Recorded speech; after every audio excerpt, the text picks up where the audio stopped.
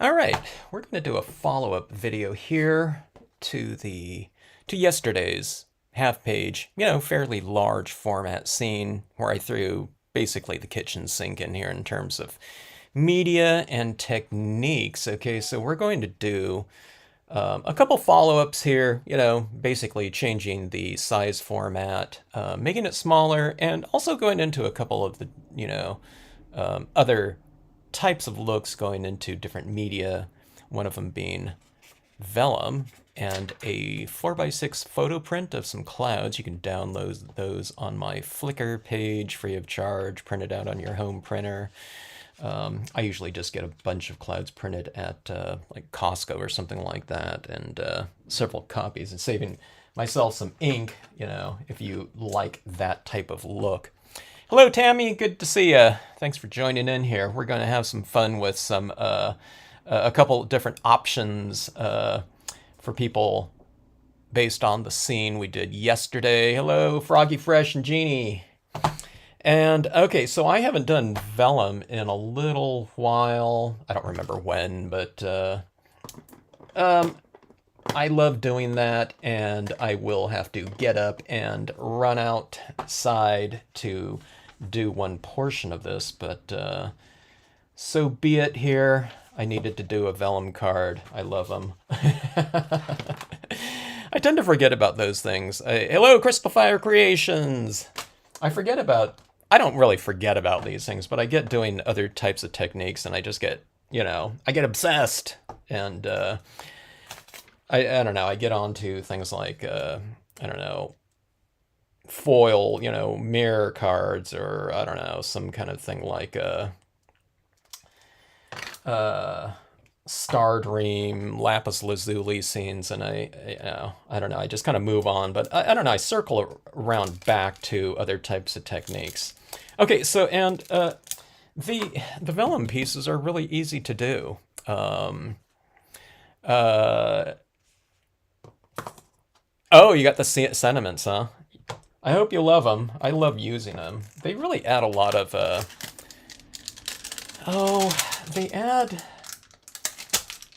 think they add an emotional layer to the scene. So a lot of times when we're adding additional imagery, we're adding imagery layers, right? But I don't know, with those sentiments though, I don't always use them because sometimes I don't think about them. A lot of times I have like word stamps and, kind of adding them in towards the end. So sometimes I don't leave room for them, but when I do stamp them out, and I'll do it in the mirror card here, by the way. I don't know, it adds to the piece in general, from an emotional content too. And sometimes I need to do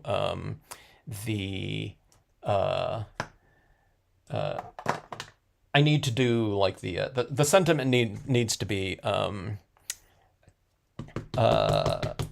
considered before the scene is started. Just in terms of the format and content and whatnot. I need to just pick out a sentiment too and stamp a scene based on the sentiment. You know what I mean? Rather than having it being, kind of in addition to a scene or kind of an afterthought or something like that. Very integral afterthought, but I don't know, I need to do that. Okay, so we're gonna do, I almost forgot how to do this, okay? So I'm having to kind of think about it here, but we're going to be doing this Vellum and photo print here, okay? And as I was mentioning earlier, these are, I mean, there's a gazillion photo prints out there, I'm sure, on tons of different websites, they can just download and, print out for free, but I have an album on the Flickr page if anyone's just want some prints to do. I have different ones with a little bit more high contrast, with these darker blues and whiter clouds for Vellum, okay? I was doing, normally when I do photo stamping, I have less contrast up here because I want the images to stand out nice and strong against them. So if I have hard contrast like this one, you'd have clouds showing through things, okay? But You know, so there's options in that Flickr album, and you can see it. You know, there's some have just very low contrast. I altered them a little bit, and then some after I started doing oops. I said oops. I'm gonna do this in the Brilliance pad. Did I do that in the Brilliance pad? I don't even know.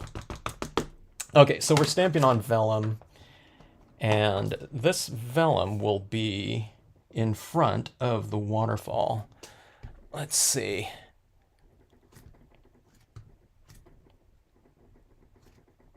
Oh, that's funny, Stacy.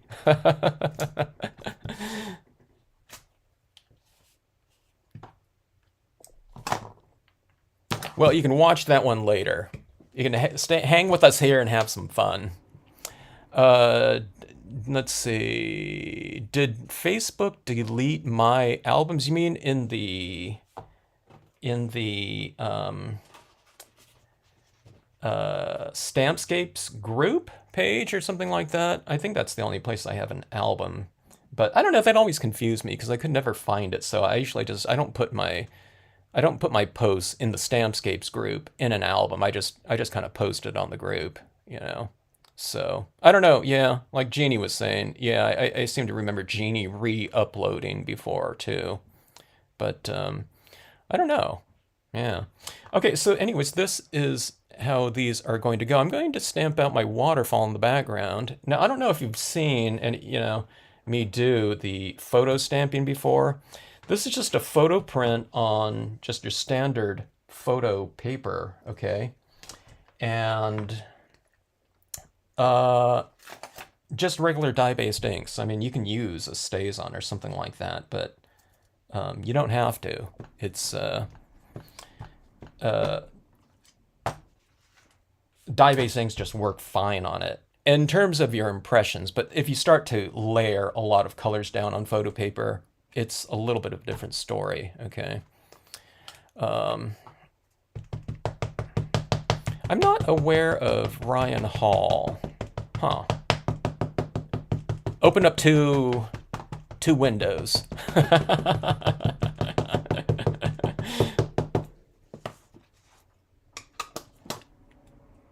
Okay. All right, so I am stamping this. Okay, let's see. Let's get our bearings here a little bit. Okay, so that's going to be there. I'm going to stamp out, let's go with the waterfall about that high. Okay, so it's, I don't know, I'm going to place it right in the middle of the photo print. Okay. By the way, these are 4 by 6 inches. I think I just skewed my print right here a little bit. No, okay. I thought I went down like that and I skewed it like that, but it looks okay. All right, so let's see here. Now, the thing about vellum, if you haven't seen me do the vellum before, is you can have anything going on in the background, and the way that I block out those birch trees with the white Dr. Martin's paint, you know, you can do anything you want in the background here. So the birch trees are going to be white, right? So so these can be anything you want. I mean, you can use a piece of black foil or something like that in the background if you want to. It'd be pretty dramatic for a like a nighttime scene or something like that. Hello, Beverly. Thank you, Jeannie.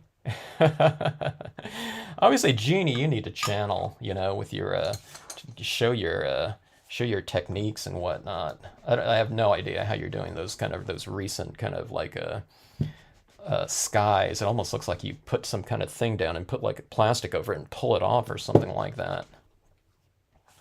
But very cool. Always enjoy everyone's pieces. Post away. Send me examples. Join Flickr. Hello, Diana. Join Flickr. Post on Flickr. Flickr, you're allowed like a certain amount of storage space free. It's quite a bit, you know, for the free account. But yeah, there's a lot of people checking out scenes that I post in the like the Stampscapes group too on Flickr. Some people that don't do like social media stuff, you know, they'll all say, "Hey, you should just open up a Flickr page and, you know, post on there." I mean, people can comment if they want. You know, some people do, some people don't.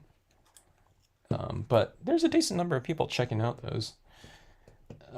Okay, so adding some rocks in the foreground. Okay, so going with a similar, you know, type of format as this one right here.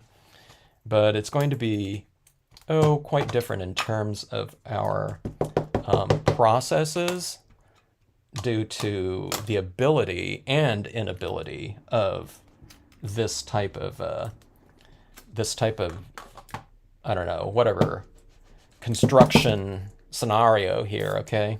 One great thing about Vellum, though, if you guys just joined in, I'm doing a Vellum piece right here. We're going to do some, I think everyone that's posting here, commenting here, I think was in the live feed yesterday, but I'm doing a follow-up to this one, okay? This one's a pretty good example of, you know, kind of the kitchen sink in terms of techniques and media, multimedia applications and whatnot. So I'm trying to simplify things here in terms of a couple different techniques here that hopefully don't look, you know, just, you know, totally simplistic and, you know,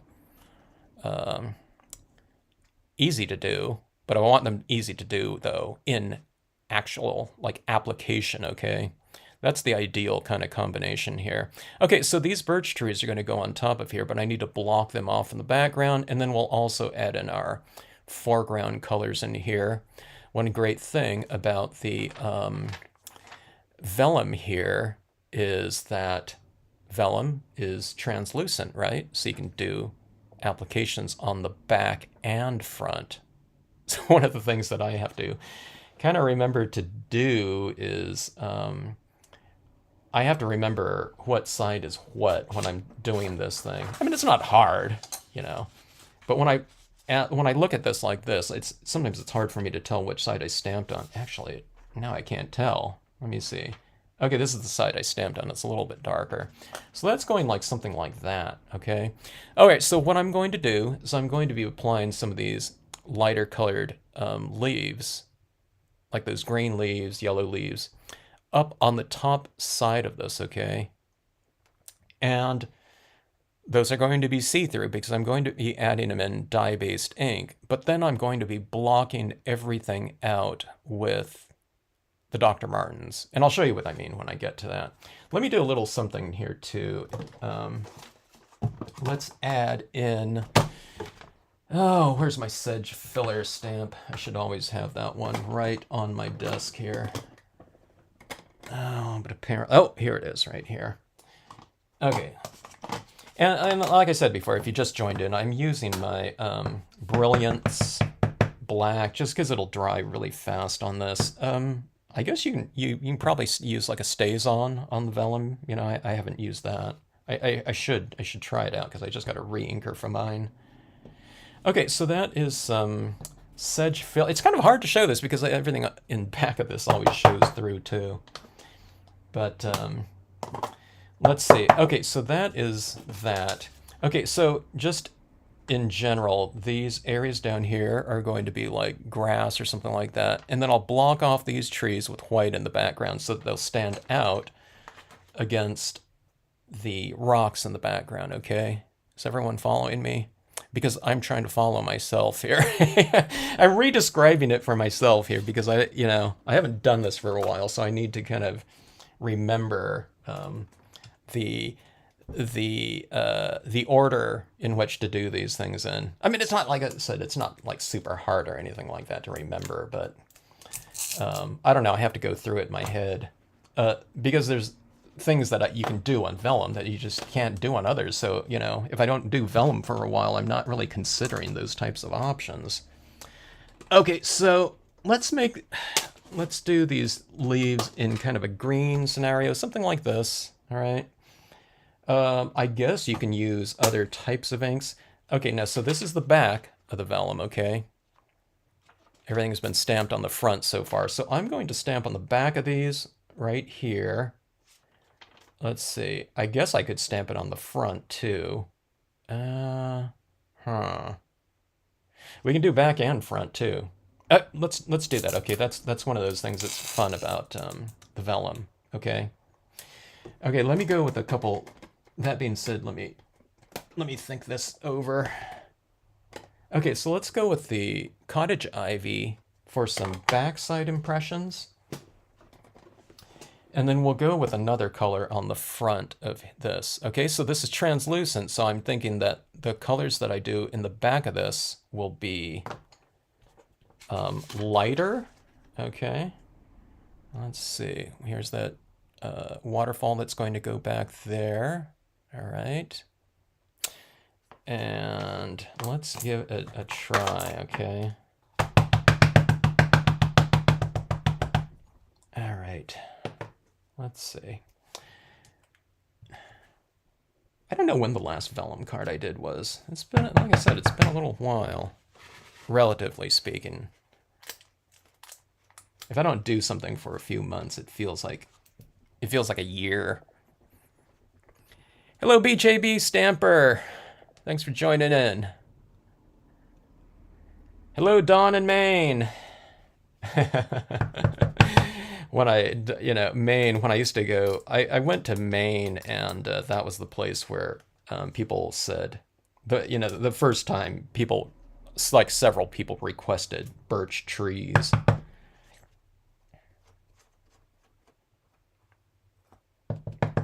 Okay, so some green impressions like so, all right? So those will look like that. So they look really light, right? Because they're stamped on the back side of translucency like that. And it's kind of hard to see, but that's what those look like right there. Okay. And that is going on top of this, all right? About like so, okay. And let's go with some additional impressions right over the front of this, okay? Or do I do that? Maybe I'll go with some back ones again in yellow. Okay, I was going to go darker in the foreground. I want to do these lighter. I don't think it's going to show through, show up that much, but I'm going to use the paint pens for this. Okay, let's see. Let's go with,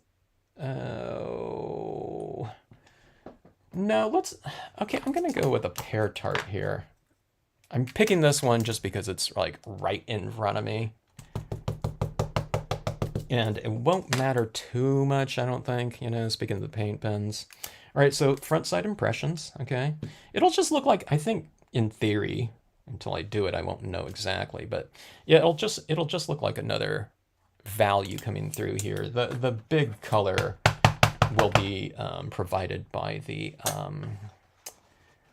paint pens in here, okay? All right, so vellum pieces here, everyone, and front and back side impressions, okay? This is the 3 on the right, okay? I have to remember which one's which. These are the front side impressions right here, the trunks and that yellowish green, and the back side impressions are the green, darker green foliage coming up above. This is going to be placed on the 4x6 photo print, which I've stamped out my waterfall imagery on. And that will be kind of the gist of it right there. It doesn't look like anything like it will, though, in terms of it standing out, because we need to block off the tree trunks right here, which maybe I'll do right now, okay? So you can kind of get the idea of what this concept, if you haven't seen my vellum projects before, okay? Now, when I'm saying, okay, I stamped this thing on the front, this one's on the back, it didn't have to be in that order or on those sides, okay? You can do it on either side.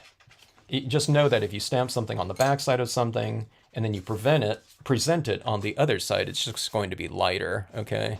The black, though, impressions look pretty strong. I guess because they're just so bold to begin with, okay? Okay, now here's the thing, though. I stamped out my birch trees in black, okay? And I did those in the Brilliance, okay? Brilliance is a quick drying, water-based ink, okay? But I'm going to block them out. In other words, I'm going to paint them white on the other side so that I'm not smearing or blending out any of that inked impression, okay? That still may or may not be wet. Even if it's wet a little bit, it could kind of reconstitute and put it back into solution, which I don't want. Okay, so just a regular paintbrush. I'm hardly ever using my bleed-proof watercolor paint for painting. I'm usually using it for, you know, like splatter painting. So here's one of the few times I actually paint with paint like that. I guess splatter painting is painting, but, you know, kind of more of a traditional type of application I'm talking about here. So I'm just going with a brush, all right? And look at this. I'm already smearing all my little leaves around like that. Okay, Tammy, I'm on the reverse side here. So I'm on the reverse side of my trunks, but that's the same side as those green leaves, though. So the green leaves might be a little bit wet. I don't know. I don't know, vellum's one of those things, huh? It's fairly porous, you know, because I mean it accepts a lot of different inks, like dye-based inks and everything like that. Yet I don't know, it's kind of that weird kind of surface, huh? It's almost like plasticky in some ways. And I can feel that in this water, you know, very watered down. I made my bleed-proof white way too watery. I didn't. I think what I'll do is I'll just leave the cap off overnight on my paint here. Okay, so here's the thing here. I want some of these green leaves to stand out against those darker backgrounds of the photograph too, so I'm going to go in and I will kind of color paint over some of these leaves as well. The bleed-proof white, it's reasonably opaque, okay? I mean, it just depends how, you know, thick you apply it, but calligraphers use it for all kinds of different applications, and one of them is painting over things like black paper or something like that, you know, menus, invitations, and all that type of thing. So it's reasonably opaque, which is really cool. And that's why they call it bleed proof, okay? But okay, so that being said, I'm applying it in a fairly watered down version. I mean, you can see how kind of choppy it is in that area right there. Okay, but I just need it to be reasonably, you know, opaque. So you can see it, just how white it is now, right? It's kind of hard to tell like that, you know, just how opaque it can be, okay? Okay, so coming up like this, let's do this really quick.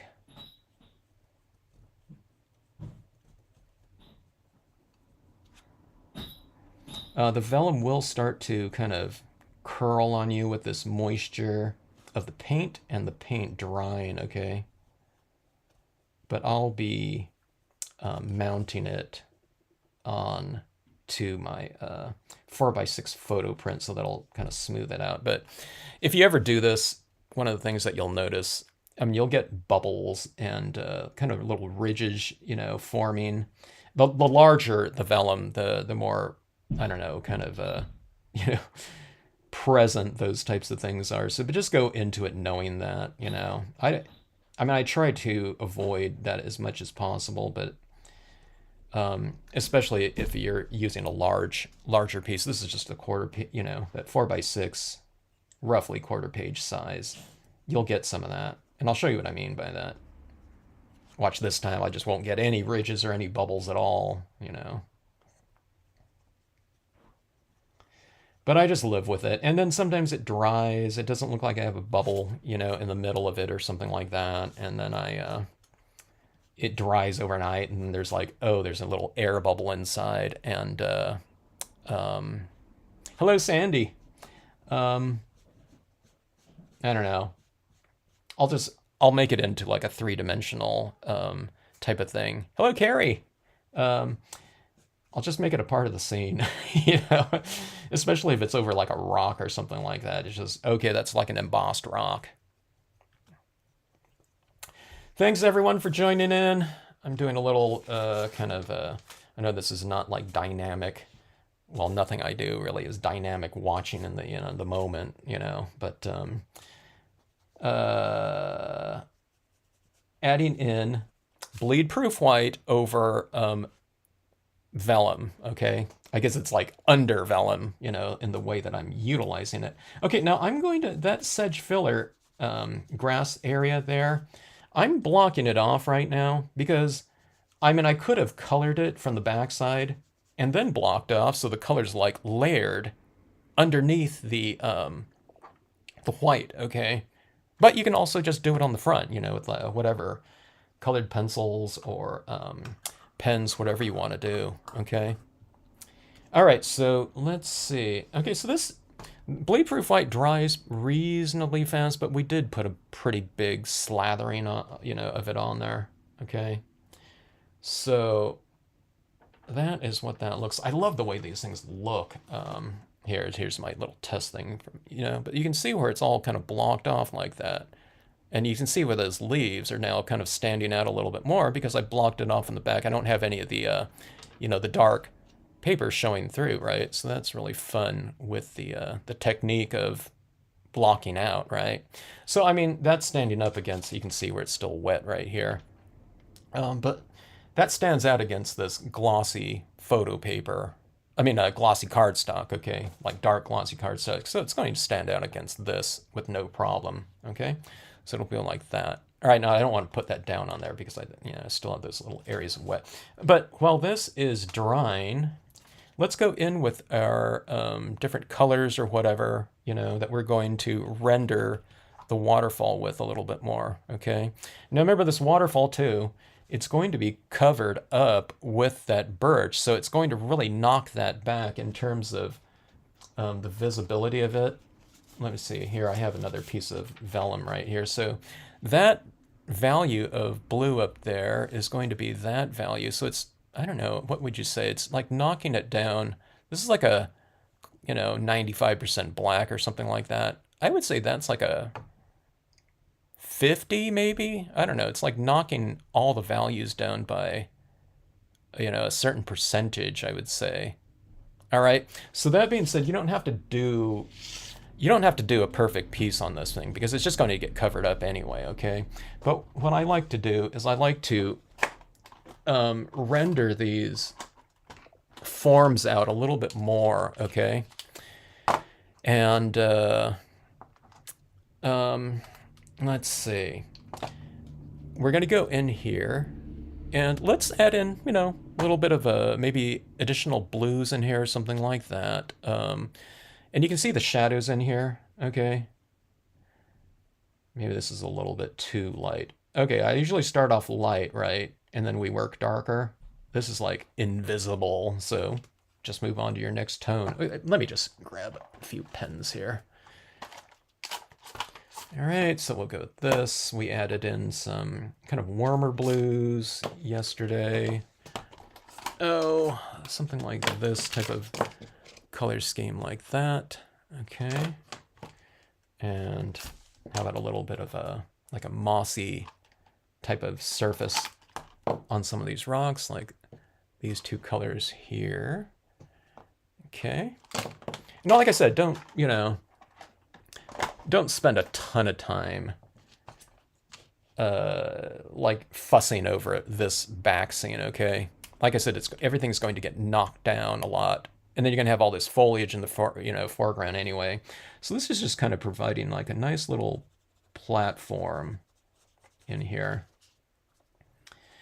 Oh, let me see. This was stamped out. Okay, well, I was looking at this. I think it's kind of my photo paper absorbed and set this print up fairly well, but I think I am dragging a little bit of that black around. I can't even see this one. So let's just keep moving up. You keep moving up in terms of value and intensity, okay? If you can't see it, then you can always go darker, but it's always better to do that than to go like too dark or too intense, and then you have to blend it out, okay? Hello in Rhode Island. There used to be a store in Rhode Island. Maybe I talked with you about that before, Sandy. It was a long time ago. I think there was a convention in Rhode Island too, stamp convention. I think Heirloom Conventions put it on. I'm not sure. But I never made it out there. I don't know. I didn't make it out to a lot of areas though. There sure were a lot of conventions at one time. I knew one booth. Everyone know Tesla? Yeah, not the car company, but I think it was Tesla. Was it Tesla Stamps? I don't think they sold stamps though. But if you've ever gone to a convention, I think they had 2 setups where they were going around and just doing, I don't know, they did like 5 or 6 conventions a month. You know, they're all on weekends, so they had to you know, have 2 different booths and whatever teams, I guess, going around. Okay, so see this right here? I'm just going into my rocks and kind of rendering them a little bit more. I'm making the areas that are dark in the imagery darker with these pens, okay? Remember, too, I mean, you know, with alcohol pens, you can take your blender pen and blend that out, okay? And that's what I'll do.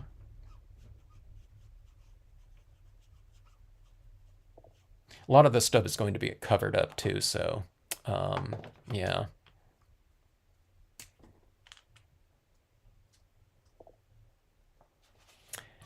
Sandy, you've been at it for 1.5. Got it. I would say you didn't see kind of the peak of the kind of the craze in terms of availability. Okay, there used to be a lot of stores, scrapbook stores, stamping stores, conventions all over the place. But I would say that in terms of materials, okay, now is a pretty good time, you know, to be a card maker. Just in terms of like media availability. Okay, I'm not talking about the, you know, there's a lot of sourcing problems going on right now, but as far as like pens and papers, things like that, different options, okay. Gel pens, paint pens that I'll be using on here, stuff like that is really convenient these days. I don't know. I asked like yesterday. I mean, it's like who bought a gel pen for, you know, $350 at one time? You know, those jet pen or whatever, you know, sources and things like that. I mean, that's how much those things were. Those pens were. They weren't, you know, that was the standard rate. But you know, I was saying yesterday I bought that set of my last gel pens. I bought 360 colors for like $20, 180 colors with 180 refills, you know, and they still work great, you know. I just find the paint pens to be easier to use now. But see how I'm rendering this out? Remember on this scene yesterday I said just retain some areas of light on tops of my rocks. I don't have to do things so carefully on this one too, because like I said, it's going to just get covered up anyway, like that. So, you know what I mean? I wouldn't spend too much time at it, because you want people to see it anyway, okay? And maybe that's all I should do on that one, on that backside. Let me see. Let me get a little bit darker in a couple of the shadow areas if I can here. Yeah, I figured that's what it was, Sandy. Years. I know it wouldn't be like 1.5 months, you know, people don't keep track of that type of thing, but in terms of the years, yeah. Oh yeah, Tesla, yeah. Yeah, but they used to do a ton of I don't know of anyone that did more shows than them.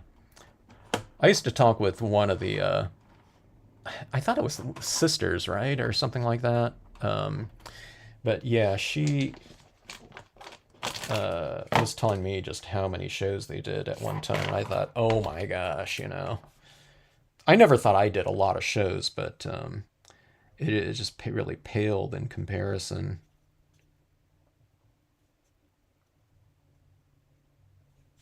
We used to kind of go around to do various shows, and then it just kind of eventually it kind of we had our kind of circuit of the shows that we would be doing, and it might change a little bit, but for the most part it stayed pretty much the same. Okay, now see where I'm adding those little green things. I mean, that doesn't look good at all, right? But again, it's just going to be kind of this, probably, kind of subtle look in the background, okay? So giving a little bit of warmth on those rocks. And it's a little bit somewhat similar to the look of the piece from yesterday with a little bit of a mossy kind of covered rocks here and there and whatnot. Okay, going in. So I'm blending it out with a little bit of a light blue pen here. You can use your blender pen or whatnot. Or is that? No, it's my lighter green. Okay, it's my lighter green. Just any kind of lighter color. I usually blend more with a color than I do with a clear blender pen, okay?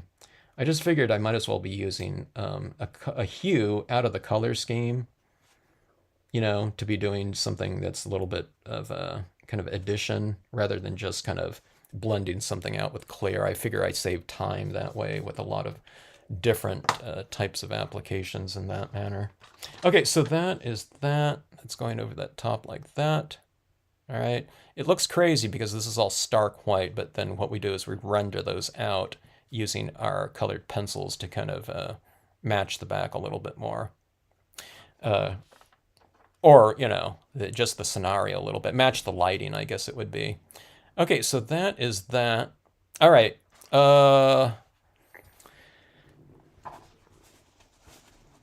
Yeah, Sandy, I mean, I don't use anything too, well, I don't know. I'm getting more media these days. It used to be, with me, if you watch like the first, I don't know, like 500 videos, 400, a lot of it is dye-based inks and glossy cardstock. And then I used white opaque ink and like a white gel pen or something like that. But I don't know, I pretty much left that kind of a limitation about a year and a half ago, and I started utilizing a lot more of the media that was in a lot of it was already in my supplies. Colored pencils, for one. My set is like 30 years old. The bleed proof white, I've been using that. That was like something I used in college. Okay, now here's what I'm going to do. I need to leave you all for like, let's say 2 minutes maybe. Okay. Oh, here's what I'm going to do. This is what always blows me away with this technique. Maybe that's not the word, blows me away, but it's kind of, it's weird for me to, usually when we're mounting something, right? If we're applying an adhesive on something, we're not doing it on the front of the card, we don't take something like this, tape thing and go like this over the front of something like that, okay? But since I'm sandwiching this iridescent and opaque now images over the top of this, I'm going to be spraying mounting this card, and I'm going to be using this 3M Super 77 here. It's just it's a spray adhesive, okay? And I'm going to be spraying the front of this. That always, it's always kind of a weird notion to me to be spraying the front of a scene, but it's really not the front of it. It's really the back, the way that it's going to be applied here. So, okay, so going to do that. Did I say hi, Heather? Hello, thanks for joining in. Okay, give me 2 minutes here. I'm going to be doing this. This is the way I do it too. I put this into like a box like this because if you have a little bit of wind, it's a hassle when you're spraying anything, especially if you're spray sealing something like that. So I just put it in there like that. And then I take this, be sure and shake it up adequately. I could spray this in my inside, but you know, you get fumes or something like that. And if it's a spray sealant, you know, you're going to get a little acrylic spray, but you know, something like the spray adhesives like this, I wouldn't recommend doing this indoors because this is like a glue, you know what I mean? And it probably gets sticky, you know, around your work area. Plus any kind of spray type of application. So I'm going to do this and I'm going to spray it from roughly about 12 inches away. And I'm just going to try to get a very light application of adhesive on this, okay? As opposed to, I don't want to get big globs on it because I'm going to be sandwiching the vellum right over it, okay? So I want as kind of smooth an application as possible. You don't want it so thin, though, that it's not going to adhere. Otherwise, you know, you can get some kind of delamination or something like that happening. But anyway, okay, so give me 60 seconds here.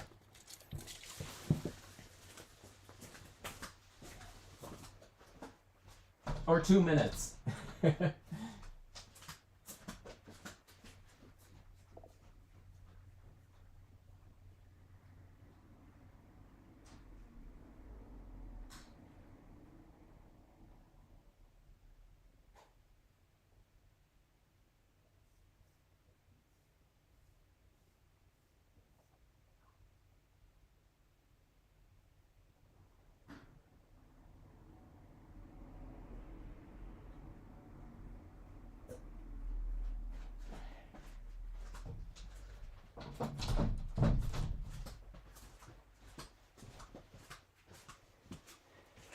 Okay, that didn't take too long. I'm back. All right, this is really sticky. Let me see if I can get you a close-up here so you can get kind of the gist of what this looks like right here. See that kind of that haze over the whole thing? You see that? Yeah, you can see it right here. So just a even application. I don't want to wait too long before I get this sandwiched on here. Remember, you know, it's pretty easy to remember the front and back. This is the back of it right here, right? Okay. All right. So trying to get this lined up here as straight as possible. Okay, and I kind of do this like this. I don't put it flat, otherwise a lot of times I get this bubble in the middle. So I'm going from one side to the next and just kind of rolling it out like that. I didn't match it up perfectly. I got some hangover on this side and a little bit of extra on this side, but no big deal. You can just flatten it out with your hand, or you can, you know, if you have a brayer, that's always a convenient tool for this type of thing here.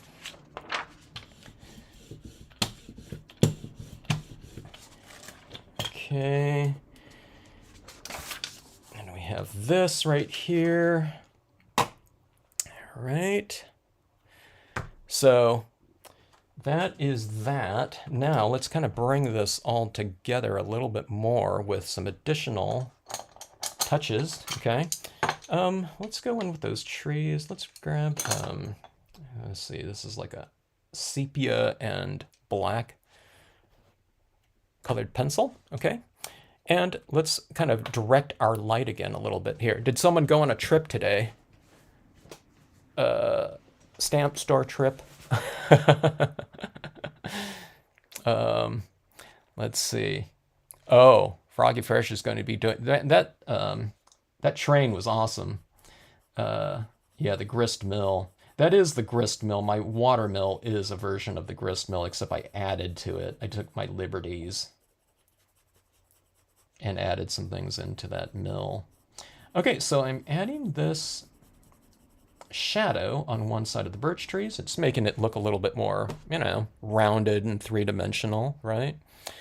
And I'm just going to have this kind of a little bit more of my illuminated area, okay? Like that, so trees to the right of that opening are right side shaded, okay? And trees on the left side, right here, are left side. Did I say illuminated? Left side shaded, or did I say shaded? Okay. Kind of break it up a little bit. You know, I'm going down here, going up here. You know what I mean? I mean, I kind of kept it on one side over there, but kind of, you know, just vary it a little bit. Okay, so you can make a little area a little bit darker here, here. You know what I mean? Kind of mix it up a little bit. And it looks a little bit more natural. And that being said, when you vary things too, it really gets us off the hook of having to do things, you know, like super uniform. Okay, so uniformity in this case, I mean, you can do that. What I'm saying is not doing like an equal shadow all up and down here. So I'm kind of coming into the, you know, the birch here, you know, a little bit here and there. You're saying that, you know, something's shadow, you know, something's creating a shadow in that area, which would be happening, you know, anywhere in the outdoors, especially when you have light coming through a canopy of trees, okay?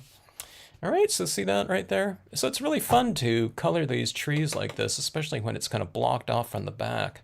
So, yeah. Okay, so let's go with that sepia. Kind of mix that in there a little bit, get a little bit more of a rich color, or rich gray, I guess you can say. It's a little bit of a warmer gray in there. About like so. All right, let's get a little bit of color down in that grassy area as well. Let's go with a couple different greens down here. So I've blocked off my grassy little slope right here, okay? So if I didn't do that, it would be darker in the background. I wouldn't be able to see this, okay? So anything you want to kind of have show up, or anywhere you want the ability to add, you know, different types of colors in the foreground, just block it off from the back. All right.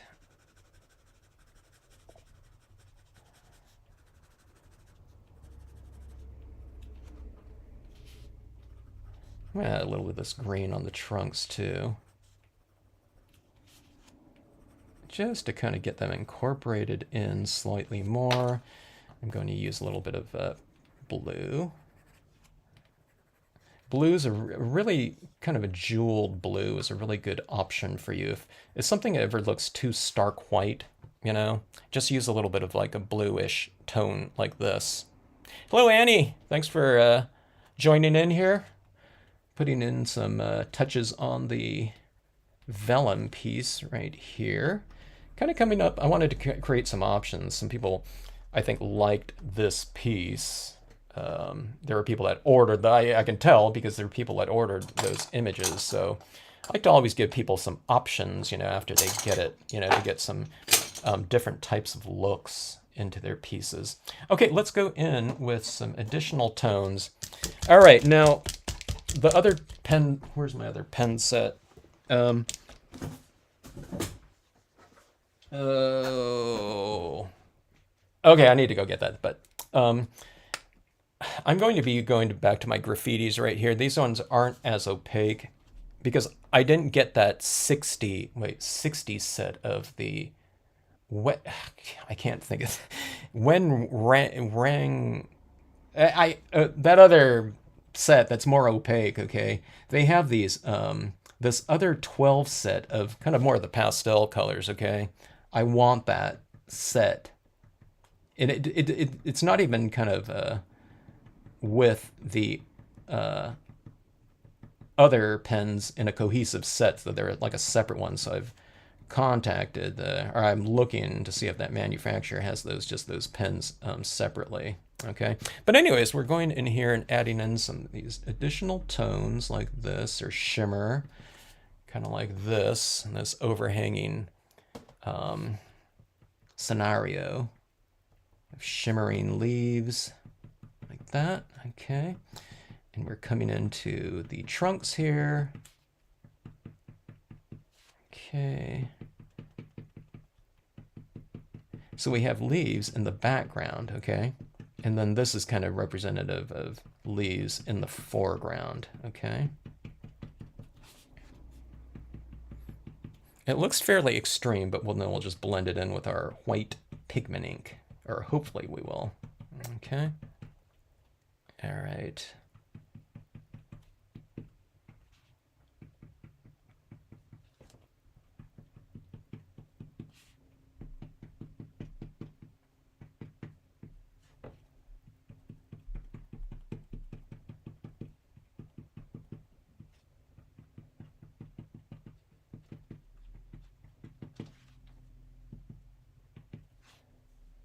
All right.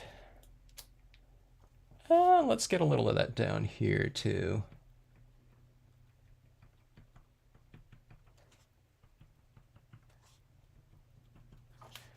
Okay.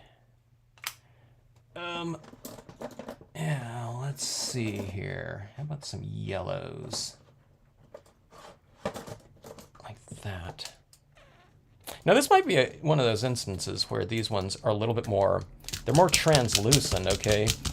But that can be a good thing too at times because it'll blend in with the background a little bit more. But sometimes I want like really crisp pops of color, like what it looks like when it's been freshly applied, but it does mellow out and kind of blend in with that background a lot more, or whatever, not background, but the base layers of paint that have been applied already. So if you want integration, this is a really great way to do it. But sometimes, you know, over the top of that integration, I want more of a kind of a separate, raised, you know, real defined, detailed mark, like what it looks like right now, you know, but it kind of just dries very, it moves towards transparency, you know, on the translucency scale. All right. All right, so that is that. I don't think I need to go in with this duller one. I think this brighter one will kind of mellow out to look like that anyway. All right, so that, after I put in the canopy, I'm going to create some additional shadows on my trunks, okay? Goodbye, Glenda. Have a nice rest of evening. Good night. Let's see, out there it's 5 here, so that is, what is that? Is that 2 a.m.? That might be 2 a.m. for them.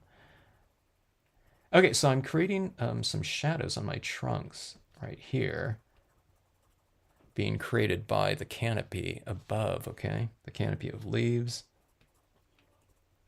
Like that. Okay. Now, let's get that integrated a little bit more. Okay, I'm hoping that the Brilliance ink will be dark enough and black enough where I can do a darker canopy in front of this. Or not a canopy, but just some darker leaves in the foreground. Let's give it a try here. I'm hoping it's thick enough. And, you know, so you need to re-ink potentially. Let's see, I'm going to wipe off this part right here, this hanging part. And I'll go like something like this. Let's try it over here in the corner. Apply and hold. Allow that ink to transfer as much as possible.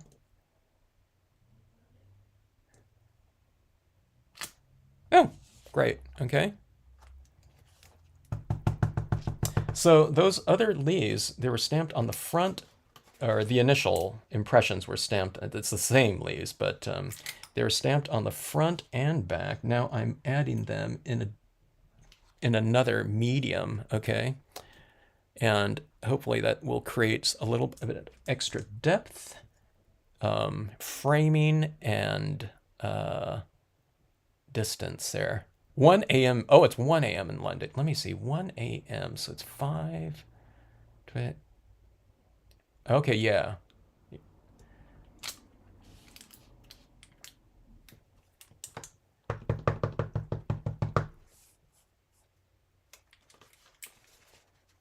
All right. Go like this. And let's go right around here. Okay. All right, so a little bit of it hanging over like that. And now, where did that go?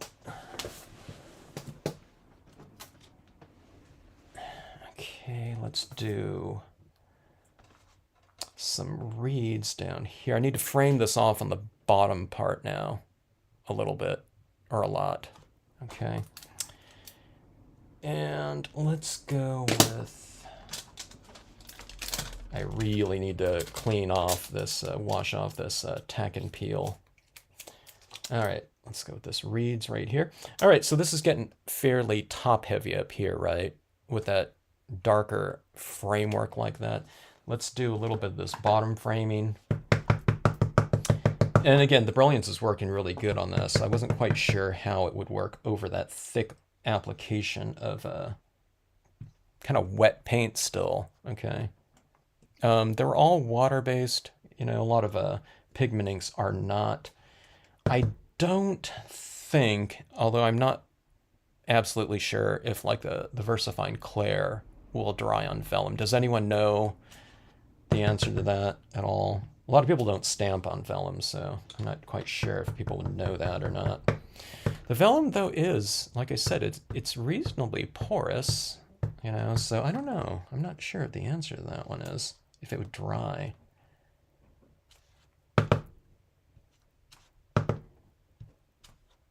And I don't think I would ever, I'm not sure, I don't think I would ever emboss on vellum. I think it would be too, it would just curl up, you know, like crazy, I think, if you exposed it to that type of heat with that type of moisture on there. All right, so that is that. Let's go in here. Maybe I should have stamped out my, maybe I should have done my highlights on those trees before I added those reeds. Yeah, I guess you can do it or you don't have to. You can do it before or after, in other words. Okay, so so the vellum here, let's go in with a little bit of vignetting here, okay? All right.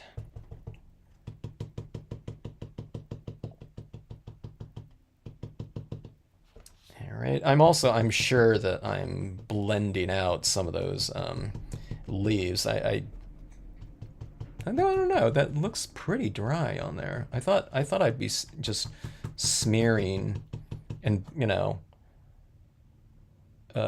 moving those impressions around, but this seems pretty dry now. The brilliance on this. It doesn't seem, I don't seem to be getting any lifting of that image. Yeah, so that's kind of good, I guess, right? That it dries really fast like that. Okay, so 4 corners, basically. Okay. I do want to make some areas in here look a little bit lighter by contrast too, so I'm making the areas on the corners here darker, and it should read slightly lighter by contrast. I didn't go too dark on that. Okay. And let's see, let's go with a white paint pen. All right. You can use a brush and, you know, something like your bleed-proof white for doing this type of thing. I just find it easy to do in pen form like this. Oh, now what kind of vellum would that be? Is it thicker or something like that, or some kind of heat-resistant one or something like that? Hello, Debbie. Yeah, I don't know. Yeah, what vellum is that? And it's a vellum specifically made that can be embossed, or is it just an existing vellum that's fine with embossing? I'm curious about that. Okay, so let's again reiterate lighting in here. Okay, so I'm going to, we have a dark side of the birch trees, and we'll put a light side in here, okay? So go like this. The scene isn't there's not very like whites on this scene, so I'm not going to do too much of it. Well, I'll see.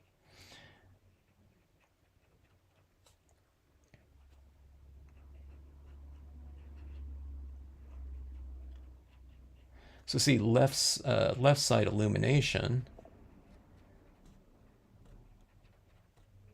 on the right side of the scene.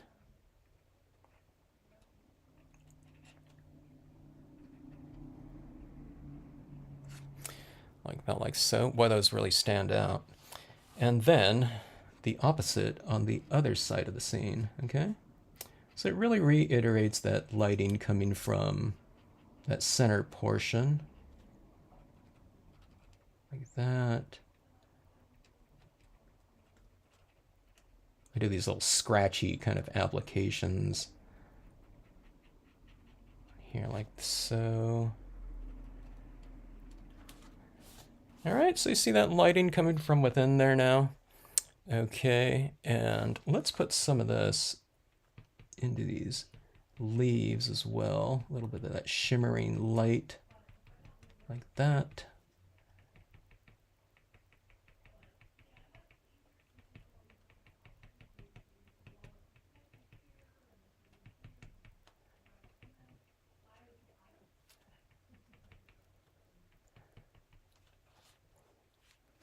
Heat resistant vellum. That's interesting. How translucent is that? Can you see through the vellum pretty easily? Yeah, this one, I don't know. This one's just your standard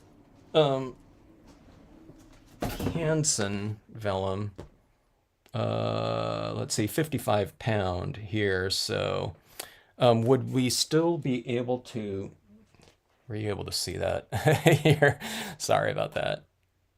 I've had this thing. Now, this is one of those things that we were just talking about earlier, where I've kind of branched off into different media. I've had that vellum. I don't remember how long I've had that vellum, but I pulled it out sometime last year just to utilize it. I have no idea if I got that in stamping or if I was a student in college or what. But it was just sitting around, and I thought, there was this one stamper that used to always utilize vellum in her pieces, at least in the pieces that I saw. She would submit them for the Stampscapes website gallery. And yeah, she would do her impressions on the front and back. So I thought, I'm going to give that a try. And I really loved it. And then I was like, oh, this would be perfect for these, for the objects that are light or that are supposed to represent something light, like birch trees. Okay, I've always had a problem utilizing birch trees and this type of scenario because I didn't want to stamp out those birch trees and then to mask them off and to have things in the background. Okay, so a lot of times when I've done birch trees, they're just kind of, against a blue sky or open sky or something like that, so that I wouldn't have to do all of that masking work. I tend to avoid, like, anything that's going to take a lot of that type of application or process. I go for the easy processes, although everyone always says, "Oh, you make it look so easy." Well, that's because I avoid like harder, kind of more tedious processes like masking something off with like a frisk and then stamping something behind it. A lot of people are much better at it, and I salute them for doing that. But I don't know. I'm kind of it might not seem like it, but I'm kind of a lazy stamper. Okay, I want certain results for sure. Okay, but I don't want to have to do a lot of those, kind of tedious types of applications to get that result. So I just kind of avoid those types of processes. I love looking at them though, for sure. When you see pieces that people have done, where they've really taken the time on some kind of elaborate composition with multiple layers and all that type of thing. But I don't know, I usually don't do it. Okay, so see that background in here? See how the foreground's like really separate from the background? It looks like a animation cell or something like that that's been applied. Okay, now see what I'm doing right here. See that little bit of fog going through this piece and then into that background like that. It's integrating it a little bit, okay? I don't want super integrated integration because I like this separate three-dimensional type of look, but I want a little bit of integration in here, okay? Because they kind of look unrelated, you know, when it's so far kind of gone. So this right here, so just coming in here with a little bit of white pigment ink, okay? It's kind of integrated. It's kind of fusing those two areas together a little bit. All right, so back in here, a little bit crazy with the, you know, the coloring of these leaves in here. Actually, maybe I should come in here a little bit more. I'm gonna do something here. I'm going to put a little bit of this cloudy type of look and lighting onto these leaves, and then I'm going to stamp out more of those black leaves over the top of it, just to kind of cap that off a little bit more. So I kind of get the benefit of that shimmery type of leaf, but it's not quite as prominent like that. See, I'm putting some light into it here. So this is where I kind of bring everything together a little bit more. I really like that down there. Let's add a little bit more.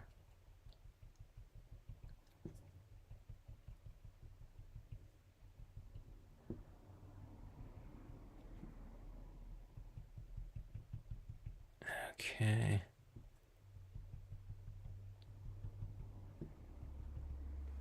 That looks kind of nice in there too, doesn't it?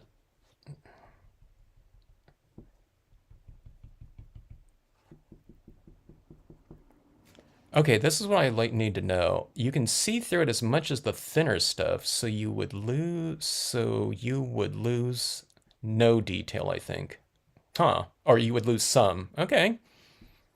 I'll have to try. So it's just there's just one weight from Brutus Monroe on that, or do they have several different weights? And is it called anything kind of specific? I'm I'm guessing they're probably repackaging some other type of vellum.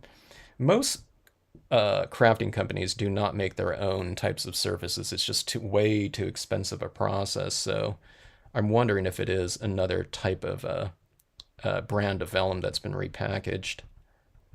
Maybe not, maybe not in the art industry or something like that, but definitely in like the cardstock industry, no crafting company would, come anywhere close to having the funding to make their own type of surface like that. It's just so expensive, the paper milling process.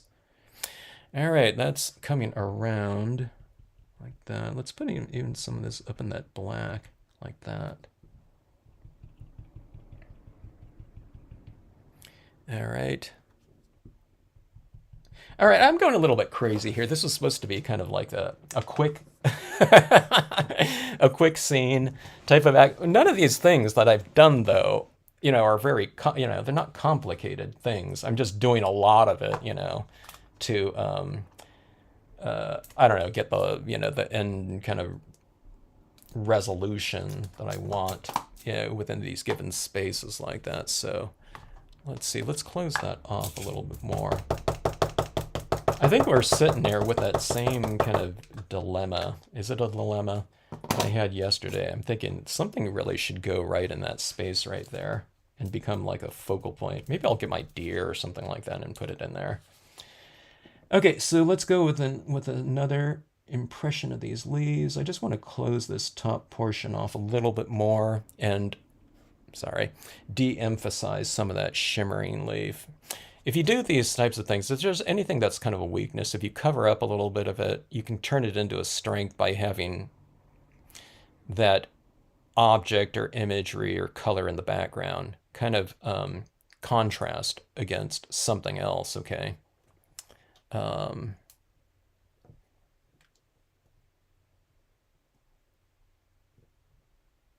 I'll pick them up, PJB Stamper. Thanks so much. But that's the Brutus Monroe. What kind of packet do those come in? Is it like a 10 pack of like full size sheets or something like that, or is it a tablet? Okay, so there's another branch. Let's take a look there.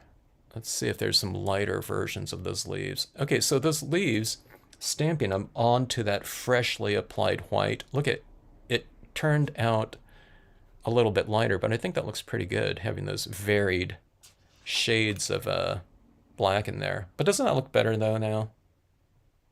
Let me see. Let me come down here too.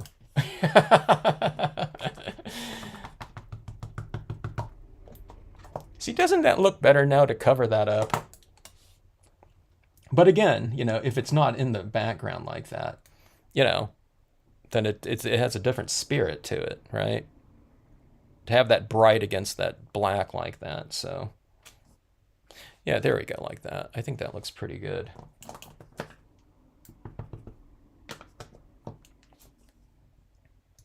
So these little things like this kind of bring things together. It was looking very kind of non-integrated, but I'm telling you that white pigment ink in different types of applications and media are just really fantastic.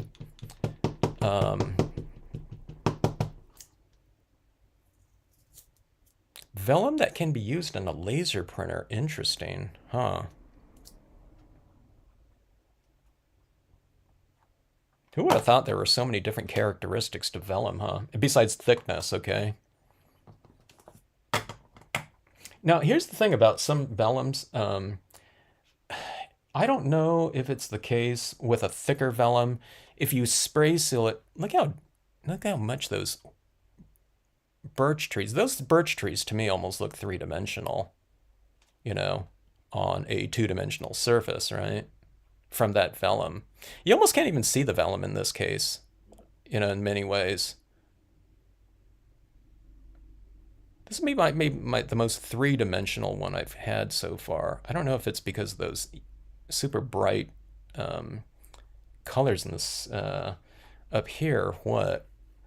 But okay, so when I'm merging these two down, this only came up because I started working. I always like thicker types of cardstock. So the Star Dream, you know, that iridescent line of papers. The Star Dream lapis. I was buying all these Star Dreams, okay, and then I was buying so many of them. I thought, oh my god, you know, they were like packs of 20 or 25 for whatever it was. Then I noticed, okay, if I went down to the text weight Star Dream, it's like you get twice as much. So you get 50 sheets for the same price as like the 100-pound weight or something like that. But I found that when using the Star Dream, the thinner one, I wasn't getting as much curl to my papers because it's thinner, I guess, okay? So I'm just wondering if it would merge. I mean, you know, the only way to do it is to test. But how will it merge on this if it's thicker? If it's thinner, it might be a little bit more malleable. But then again, if it's thinner, maybe it's curling more too. I don't know. So that would be my questions doing something like this. Okay, we need something down here. I always use that doe silhouette. It's like the perfect size, you know, for right in there. But I've used it a gazillion times, I think, already. So let me see something else. I mean, the rider's a little bit too small like that. It's way too small. It'll be like a toy. I can use the bigger one, but then it'd be covering up the waterfall area right in here. Okay, let's see. If I end up not doing anything. Well, here's a different one. Here, maybe I'll do this different deer like here. I don't think I've used this one, the 401B. And see, this one's, okay, the head's not going. See this one right here? Well, no, I mean, I guess I could stamp this over there too. But this one seems more, that seems like it'll go right in there like that. Okay, done deal.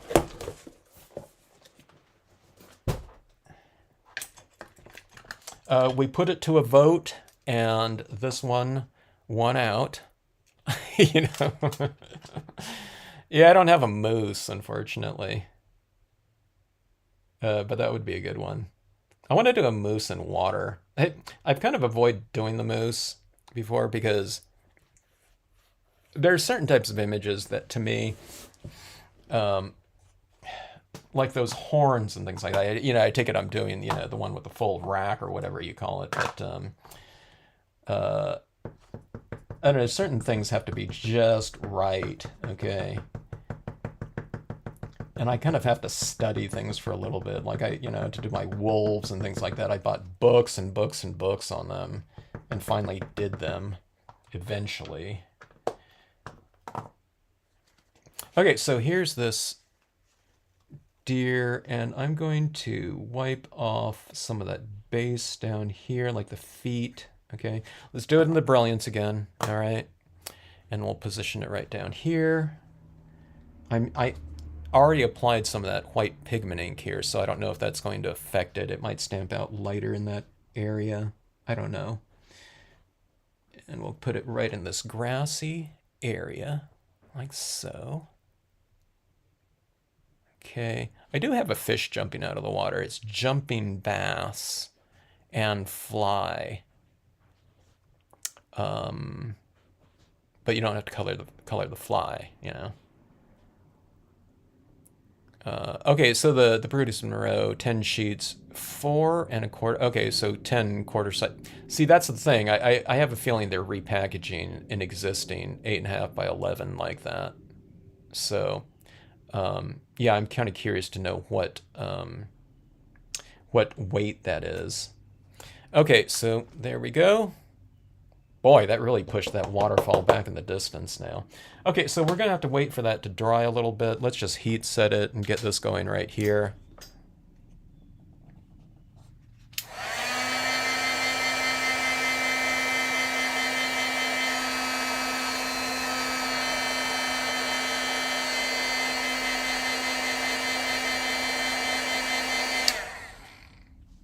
I'm getting a little bit of curl. I don't like to heat set my photo print paper too much, okay? And remember, this is like 2 layers here and it's sandwiched, so I don't want to delaminate the adhesive that's in between there. You know, you could potentially get like a bubble. And I find that when you get those bubbles going on this vellum merged with whatever, it's really hard to get it out. Even I burnish it out with my fingernail and I brayer it and whatever. But once it's kind of developed and it dries, it is really hard to kind of press it back down and get it to, you know, to adhere again. So, but like I said, I mean, just kind of go into it expecting some bubbles. And if it doesn't happen, that's kind of more of a bonus. But I don't know. I get them all the time and it's really hard to avoid. But like I said, the larger the piece, you're doing a half-page piece, it's really hard to avoid getting a little bit of a bubble. So I don't know, maybe that's where the thicker versions would come into play. I'm not sure.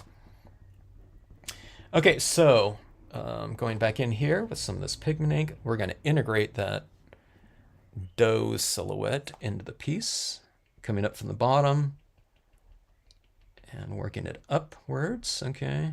I got it's mostly dry. It's not completely dry, but it's mostly.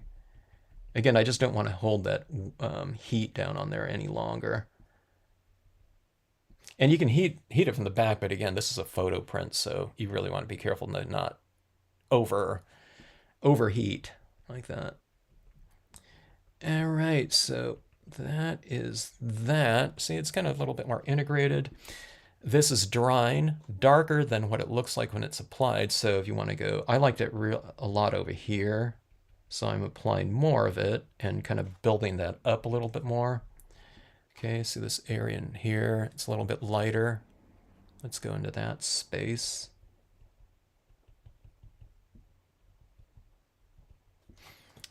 Okay, let's apply some up here on that those new impressions of that black branch a little bit.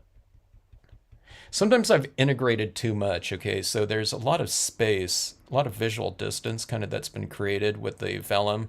And sometimes I've applied too much of this, okay? I've applied it like I've applied it on just a single layer scene, and it integrated it too much to where the background was just, it didn't look like it was so far in the back. And, so just, I don't know, keep that in mind as well. Um, you know, integration, but not full integration, maybe. I don't know. No, on this one too, it didn't need to be on the photo print. Okay. It gave me a little bit of a head start in terms of coloring, just having that texture, but I can't see that sky up here like at all anymore. So we can say that, it really didn't even need to be done. That still kind of looks like those clouds in the background, and I've just kind of reiterated it with some little bit more pigmenting. So I don't know. Like I said, it gave me a little bit of a head start there. But that is that. Okay. And let's see. Oh, I was just saying you can do yeah, the fly. Like if you had someone fishing or something like that. What I used to do is that little bass and fly. There's this fly kind of in it, like a fly, like in terms of like a fishing lure fly, and I'd have like a little character in the background fishing, and what I would do is I would just hand draw a line, like back then it was like a white gel pen or something like that. But you do a little, line going right to that fly. And then, speaking of that, Father's Day's coming up. I don't know of too many fly fishermen out there, though. But just in terms of that, pretty cool. All right, so that is that there. Let's see. Okay, let me see if I can I'm going to do one more piece, okay? This is supposed to be a video, a live stream based on kind of fast applications of Birch waterfall scenarios like that. It ended up being just kind of an option for you because it wasn't that fast, okay? But whatever I've done, I've I've pre-formatted my mirror card. But let's do this. I mean, this is like a waterside type of thing, right? With the waterfall. I thought we would do this, and let's see how fast I can come up with a scene here. Glad you like it, Annie. Glad it could be transportive for you. That's what we always want in our scenes, right? We want people to enjoy looking at it, but we want it to be, somewhat transportive in terms of a location as well. It's like it can be there or something like that, or hear it or whatnot. One thing I'm missing on that piece is you can't really do the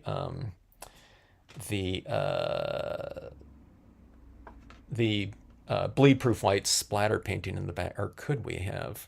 I'm wondering if I could have. I don't know if it would have shown up in there, tiny little dots. I probably wouldn't have. All right, so Sandy, yeah, do those mirror cards. You'll love it. Someone posted their first mirror card that they've ever done. Thanks, Jeannie. And I thought it came out fantastic. It was on Facebook. It was her first try, and it looked great. She did it with the lakeside cabins. I say cabins because she stamped out 2 of them, so it's like, a couple lakeside cabins on a scene, and then she stamped her foreground, quote in the middle. She did her quote in black, and that quote in black looked really good. I usually do my quote in white, but the black one looked really good.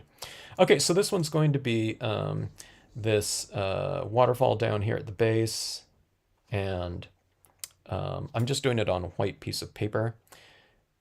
And let's try to go for some decent. Here's what I'm kind of having to review with myself here is I need this to be somewhat high contrast. So I'm just going to leave the top of it just white, I think, okay, in like that sky area.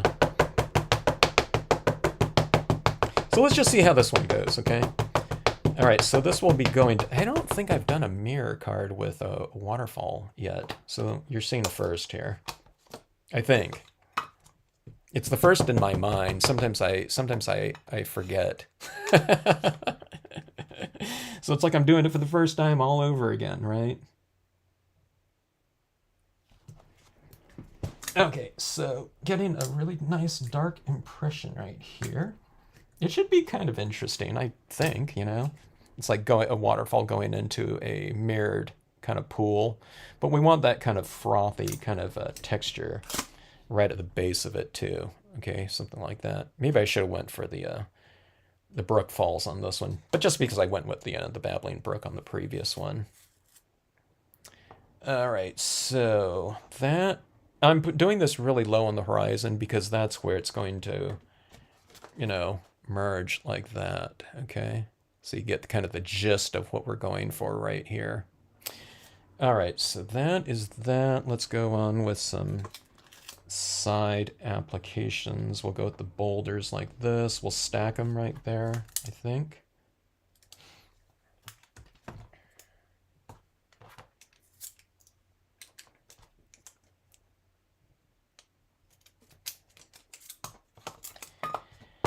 Okay, and I'll just add one right over here. And I was going to say stack them. Let's not stack them. Let's just go like that.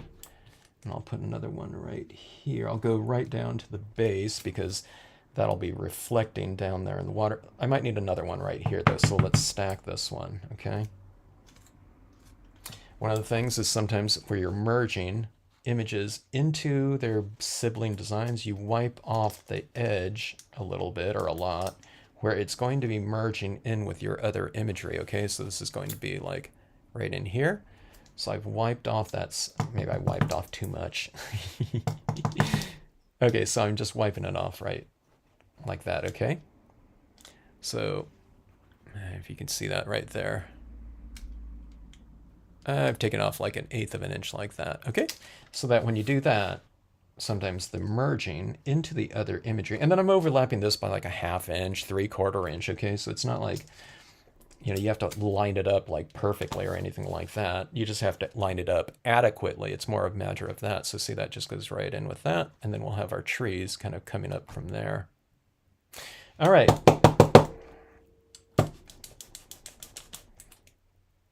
Can you imagine doing a mirrored vellum card? That would be like doing, talk about like a kitchen sink type of, you know, scenario, throwing a lot of different techniques in there. Let's see what, just out of curiosity, let's see how this one would look in a kind of mirror card format. It's kind of interesting. The trees on this one are they look a little bit too vertical though, don't they? I think for the mirror type of scenario, it'd be better if, you know, you had things kind of going off a little bit more.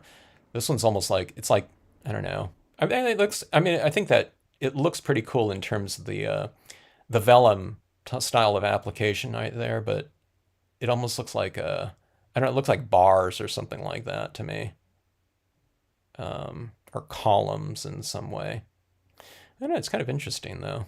I like that green, it kind of glowing down there at that base part like that. And it doesn't look too bad. Might have to do that, or one of you guys do that. Okay, so let's use the other, speaking of that, let's use the other kind of more, you know, angled versions of these birch trunks here on this scenario. Let's go down about, let's go right about here. Okay. Quarter page, white coated silk, okay?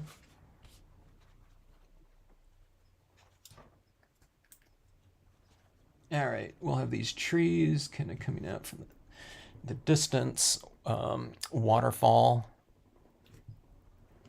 flanked or stream flanked with birch trees, birch trunks.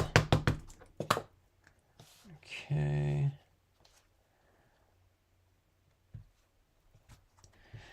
You know what I was already doing here? I was already thinking, okay, I was thinking about using my maple pear in the background to create, you know, some lower line foliage. But I thought, oh yeah, I can't, you know, contrast. We need contrast in this piece. So filling in all this area in there, I don't think kind of lends itself to that really reflective area down below. So we'll keep it fairly simple here, or more simple than I normally would if this was going to be the, my end goal, of just having this as the scene itself, okay? I won't put like background rocks in there. We want these things to kind of stand out a little bit more. And again, it's just for the strength of that mirroring like that. See that through those trees in there, if I just colored everything in, or I had other kinds of textures in there, then all of this just kind of merges together a little bit too much. So I think that the simplicity looks better in this case. All right, so you know what I'm going to do? I'm going to make this a little bit more powerful. That being said, let's go with I'm going to go with some darker, like a darker canopy up here. So we'll make this a little bit more, of a higher contrast piece overall. Okay. All right, so let's go in with this. I'm using this one a lot in this live stream. Okay.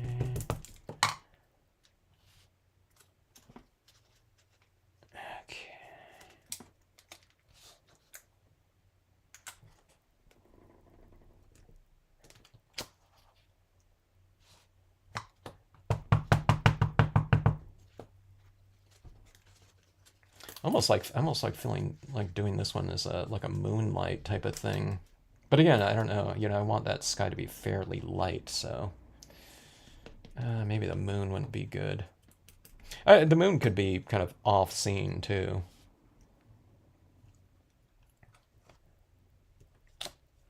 Okay. I'm getting a little bit of that residual stamping. I didn't wipe that off enough. Okay, here.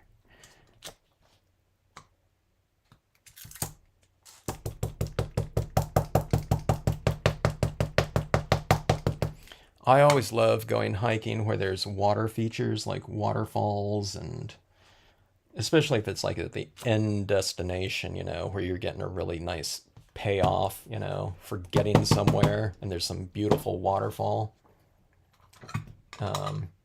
But after hiking, for years and whatnot, I haven't been hiking a lot lately, but I've come to realize that anywhere where you're hiking, where you're really enjoying that type of scenario, there's always mosquitoes. Mosquitoes and biting flies anywhere where there's a lot of, ample water.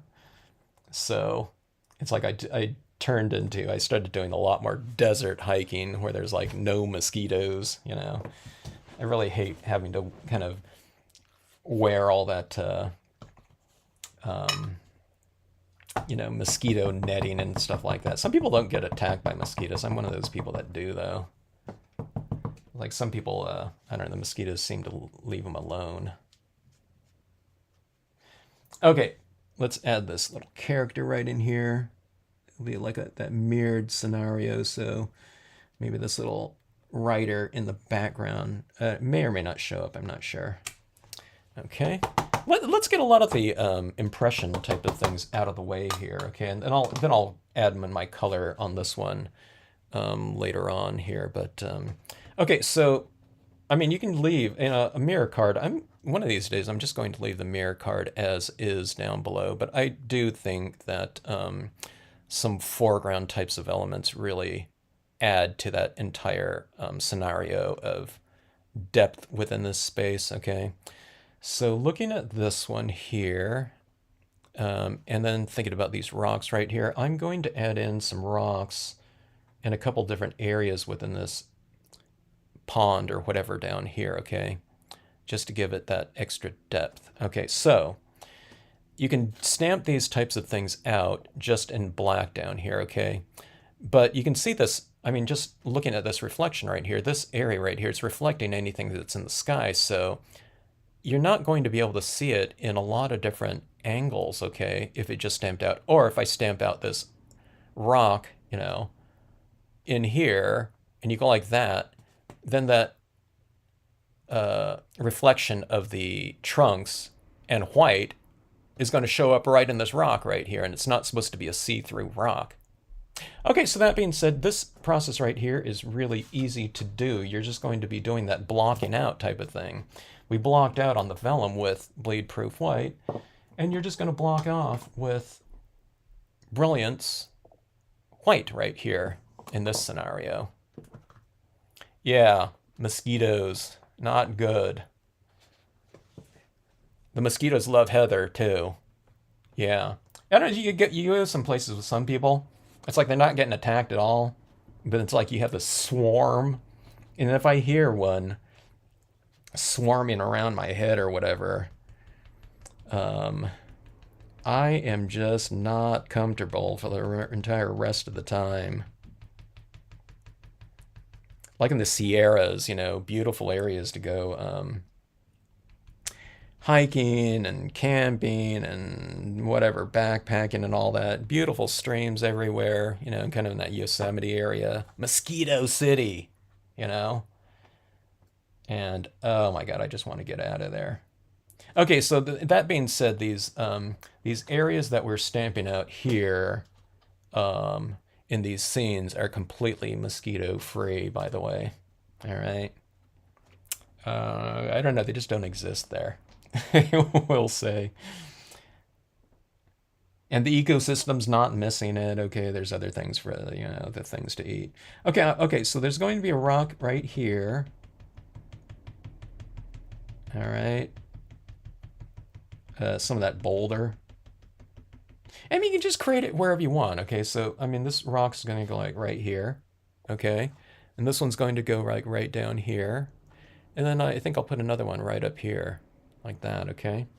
So just wherever you put the, wherever I put the white, that's where it's going to go. Or if I change my mind, I can just take a paper towel and wipe that white right off, okay? This white can be absolutely dry and you can wipe it off, no problem. Hello, bug! We were just speaking of bugs, but not the good kind of bug like you, okay? Like, bugs, arts and crafts. We're talking about biting ones that eat me, for one, and Heather. Okay, so so add a little bit more block out than you think you might need to, okay? Because we're going to wipe off the excess later, okay? But that's better than stamping it out and it's like, oh, I didn't stamp enough. And then you can't really add it over the top of the black without the white, being over the top of the black. So I'm adding in, so I get it kind of positioned where I want, then I'm just going a little bit outside of those perimeters, borders, or whatever, like that. Let's heat set this, okay. And I'll heat set lightly, don't overheat set your foil. And I've already mounted this piece of foil onto my pre-folded quarter page 4 1/4 by 5 1/2 card.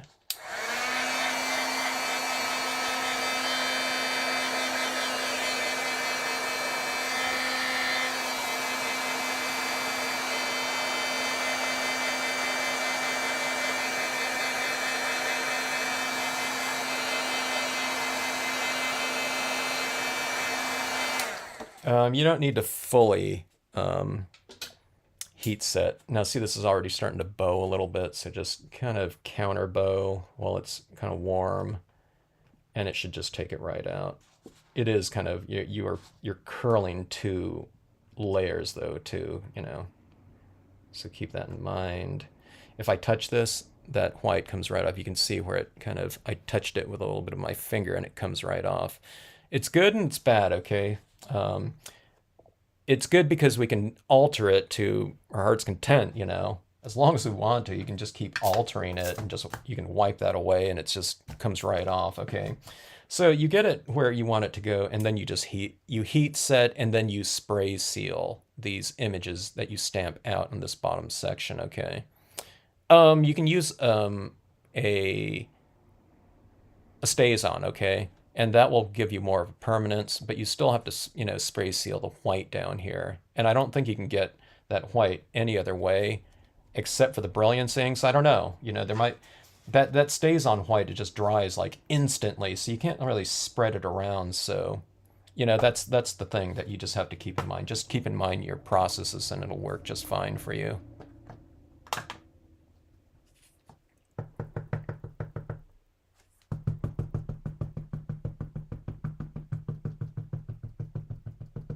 I like horses too. I didn't grow up around them, but I have a lot of them in the line.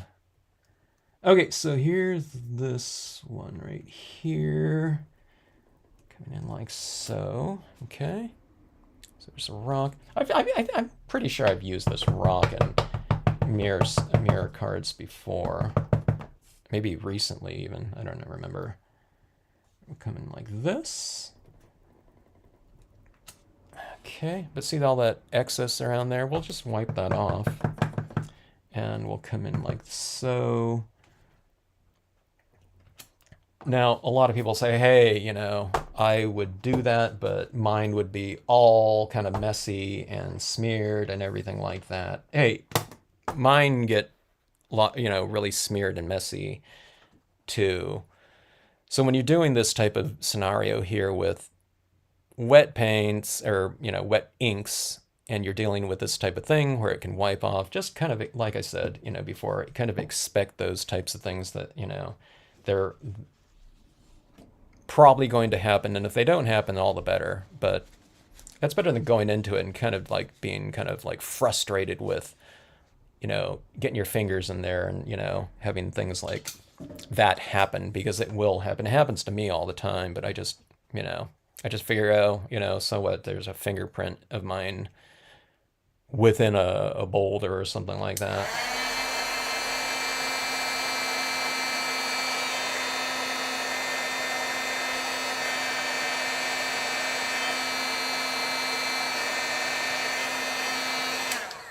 All right, so that brilliance ink dries faster than like embossing or something like that. Okay, it goes real flat, so you can really tell when it dries.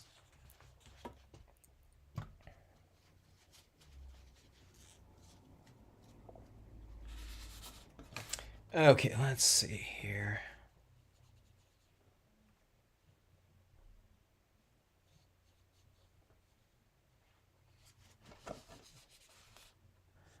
Okay, so see that where you're just kind of wiping it off. Here, let me zoom in a little bit more. See that right there? I'm just going in like this and just removing that. It comes off really clean.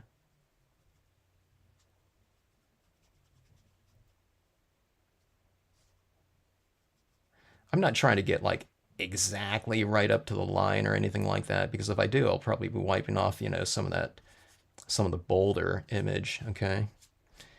All right, so we get that like so. I got fingerprints all over this. Okay. All right, so I haven't shaded these, so these are really standing out kind of awkwardly, but we're going to shade them in. Okay. So this is what it's looking like, kind of you know, unintegrated and not colored yet. So I think that should provide a pretty decent little scenario there. This up here might have been kind of interesting in iridescent or something like that too, or foil maybe. I don't know. Maybe it'd be too dark. Like I said, I'm going for contrast here. All right, so let's just hit this. Let's start hitting this area right down here. Let's get that ink applied. Let's go with the pigment ink applications first. That way it'll give it time to dry. Okay. All right.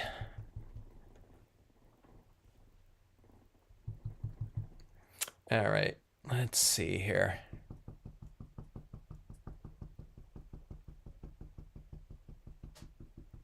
All right.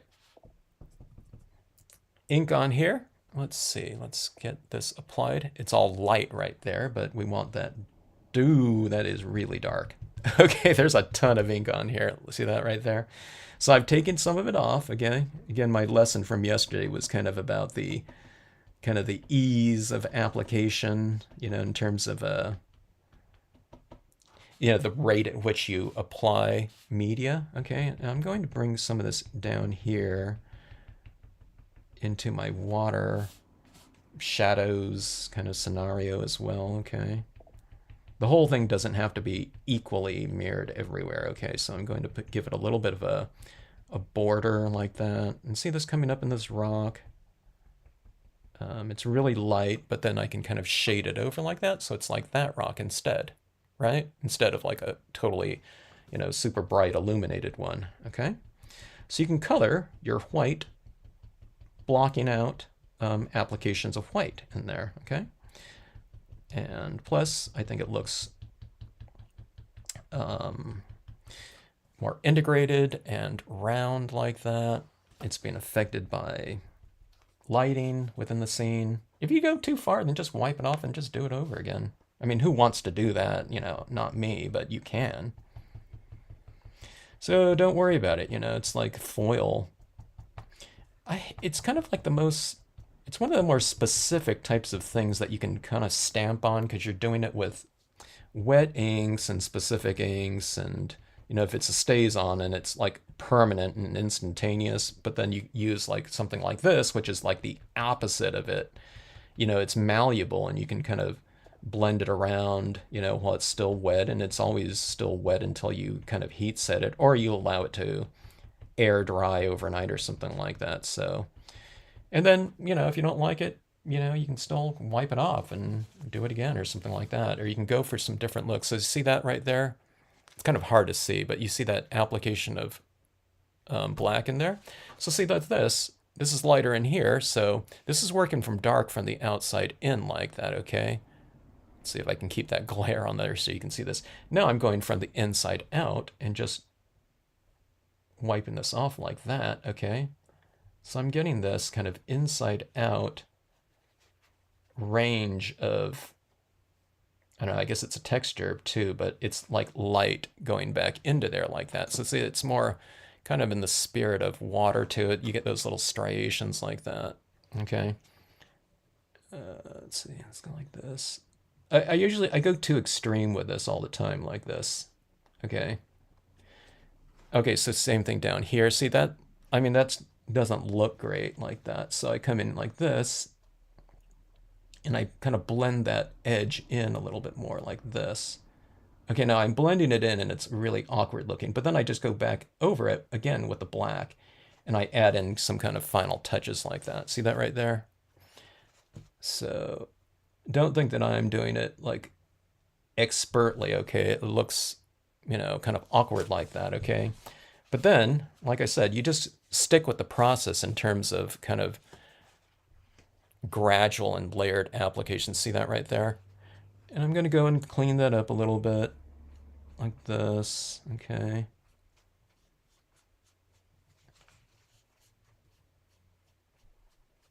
So you just kind of keep layering it. Don't, if it doesn't happen in one, and for me it never does, it might if I did this more often, I was kind of more practiced at it, where it was a regular part of my repertoire, but I'm not doing this type of application of media very often, unless I'm doing, working with foils a lot. Okay, so there's that. Okay, so there, that is down there. This is the type of thing that I have to remember too. I'm doing a foils class, and I need to remember all these little tiny things like this. So, okay, so I'm going back in here. Let me see. This is really hard to show. I need to show it right there. So see, I came in with those little marks back into that space. Okay, so see, it's a little bit more graceful, but then see these scratches or whatever, these removals of ink like that. Now see, I went over it again, so it's a darker line going in there and a little bit more graceful. Okay, so see, that's right here. I mean, that is really awkward right there. So you come into this again and just add a lighter application, so you get different kind of colored or valued scratches back in, like right there. Okay, here, let me just show you what this looks like this now. Okay, so see this right down here? See this like down in this area? See how smooth it looks now?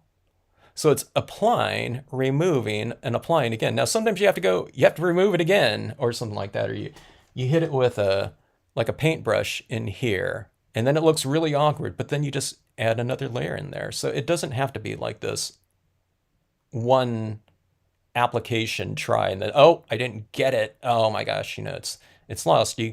This foil really allows you to play around with it. It's like manipulating. It's almost I feel like it's like sculpture or something like that, where it's like clay or something like that. You can kind of just push it around until you get kind of what you're going after.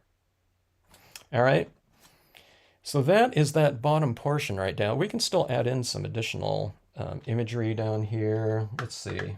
We have this. Let me do this one right here. I was thinking about this as I was doing that.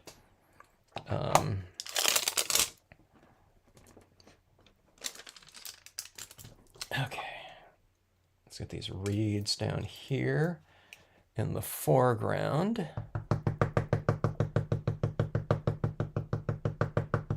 I don't have a lot of the different colors of Brilliance inks, Heather. I should get some at some point in time. My main ones are, of course, the black and white, though. Yeah, Sandy wants to get some Brilliance inks. They are discontinuing, as far as I know, some of their colors. So if you go on the Imagine Crafts site, at least, you can see what colors are available. And if it's not available, now the white and black, I think the white re-inkers are on order. Okay, so here's some of these reeds down here. It's really hard to show this mirrored stock down here. But I know that there are some colors that they've been out of for a long time, and or just the re-inkers of those colors. So I assume they're not keeping those in production going forward. Okay, so that being said, if you love certain colors and the re-inkers for them are still available, and whatever sites carry it or stores carry it, don't wait too long for that. Okay, going in with some rocky textures down here. With foils, you kind of have to stamp, hold, and lift, okay? Don't just stamp down and lift up too soon, otherwise you might not get that ink transferring. See those rocks down here and the little pools and whatnot. And this is also kind of blending in my shadow work, some of the shadow work wasn't, so nicely applied. It doesn't have to be, though. The Brilliant inks, the teardrop ones, I think, here's the thing that I would do. I don't like teardrops as my main things, but I think they are excellent for, like, the peripheral colors. Like, I wouldn't want the teardrop for my black because I just use it too much, okay? I need all that black and white, okay? But colors, that I wouldn't be using too much, or they come in sets. It's a great introduction to those colors. Or if you're just not using it quite as much, fantastic, But again, if you find you're using a color a lot, I would get the full-size pad and then, a re-inker for it, if not two, if it's something that you really love, and you see yourself using. Okay, so those are the two rocks in there. See those rocks right in here in the shallows, so that when we have these little reflective types of elements like that, these rocks down here hopefully will show up really nicely and give us that kind of that depth in there. Every time the corner of my eye, this looks like really checkerboard for some reason. Whenever I'm looking at this. Okay, it's time to color this top portion. I'm going to have to change the title of this video. Some additional long applications of the Birch and Waterfalls. Or just not quick in there. Easy. Okay, I hope you realize that none of this stuff that I've done here, I hope it doesn't look hard to do. there's definitely some considerations, you know. You have to add that white in there and you stamp it, you know, dry it and then, you know, stamp it out, you know. So just remember the drying for the white and, you know, when you're applying the white, you can just overdo it, you know, so that you can just wipe it off and get a really crisp application of that color in there. Okay, so let's go in with this here. Let's try to keep this portion of it reasonably fast, okay? Those waterfalls in there are very tonal, so a lot of that tone has already been taken care of for us in the impressions, okay? Let's go in with some blues here. I'll use some colored pencils too. Okay. And let's see here. And again, I haven't done this waterfall before in a mirror scenario, so we'll see how this goes. I'm usually doing a darker meeting of scene and mirror, okay? But on this one, I don't know. Do we go dark or we keep it light? You know, because of the churning water. I don't know. Maybe it doesn't matter. I think we'll find out. And if, you know, something turns out that's like, oh, maybe I should have done this, then you just do it for the next time. You know, let this kind of piece be kind of your lab, you know, experiment. Piece. I think that's a good kind of way to, by the way, to think about the pieces that you're working on. Thinking about them like experiments, because it really opens up the opportunities for you in terms of, you know, the freedom of kind of exploration. You're not seeing it as like this precious piece that you don't want to make a mistake on or something like that, okay? See that, you know, when you're going to your crafting table, see it as like that's your laboratory, you know, and so this area that's kind of wide open in terms of you working out your kind of experiments, you know.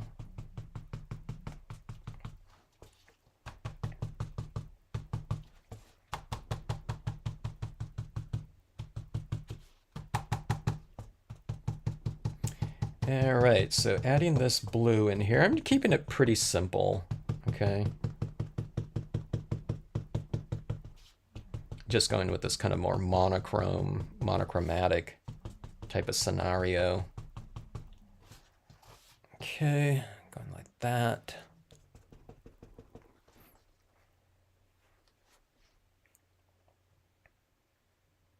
I'm reading your comments here. Oh. There are so many you know, I love those pearlescent, iridescent types of papers, and I really love it in inks too. I mean, I used to buy I have a lot of metallic inks that I just don't use. They're the ones that are in the kind of those bottles. They're not really the crafting ones. It's like more of the art-based ones, which you can use for crafting. But I always just bought them because I love them. I'd go into the stores and I'd kind of shake them up, you know, because they're always kind of separated.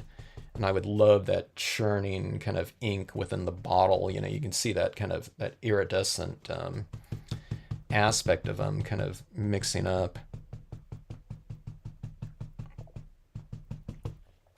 All right, so we're going to keep this light in here too, okay? All right, let's get our bearings just on our first color here. Let's see how this is looking like that. Should be pretty cool, huh? Okay, let's hit this area down here. Not yet, but we'll hit it with the Dr. Martens bleed proof white and get some of that splashing type of thing scenario down here. But it has to get darker though for it to show. So let's go into that. And you know, you can work it with more dye-based inks. You can work it with your colored pencils or whatever you want to do.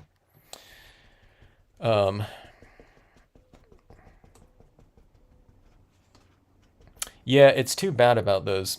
You know, the thing about those inks, you know, no matter how good an ink is, what kind of quality it is, like I think we were discussing this yesterday with the Marvy inks, no matter how good something is, in the crafting industry, unless, you know, people unless it's like cyclical, it disappears for a certain number of years, then it just comes roaring back in terms of popularity. A lot of people have, might have those types of things, and they just have to the manufacturer just has to move on to a different something, okay? But yeah, it's just too bad because I don't know of any other. There is just no other inks like Brilliance inks out there. I'm not saying that they're the best or anything like that, but just in terms of the characteristic and what they're able to be used on, it's just not out there in another form. There's a million different types of, well, not a million, but there's probably a dozen pigment ink pads out there, okay?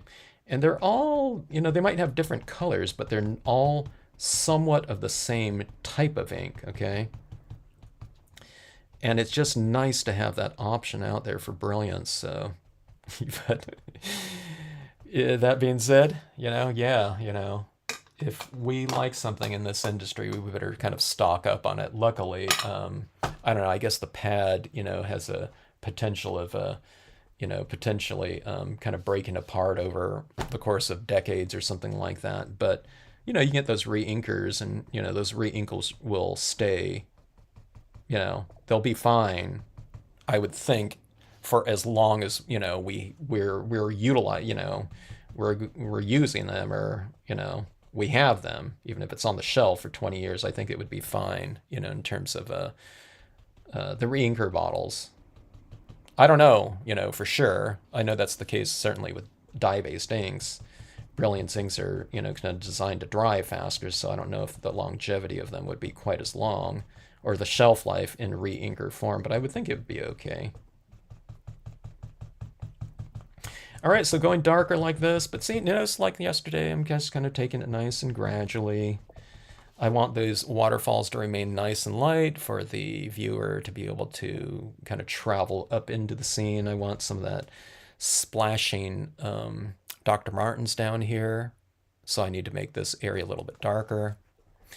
Why do you use cotton balls and paper towels? Is that because of the inks and or paper, or just because of habit? Well, it's not because of habit. I wasn't using that for a long time. But if you're trying to apply media, okay, meaning inks, in our case, it stands to reason that an applicator that would work really well for that would be a very absorbent one, right? So the more ink you absorb with whatever applicator you're using, the better it will apply because it has more in there. It took more in there, okay? So paper towels are designed to be, they're designed to wipe up spills, right? And liquid spills. So those are really great for liquids, right? And inks are liquids. So I get a really good application of that ink like that. And I can really control the amount of ink that I'm applying. I can go light with it, or I can go very heavy, okay? Or build it up even more, right? How fast? You can't do that as fast with a lot of the so-called ink applicators that are out there these days. Now, I used to use color box stylus tools because they were sponges at the end of the wands, okay, and they were very ergonomic. It's a sponge so that it's absorbing, okay?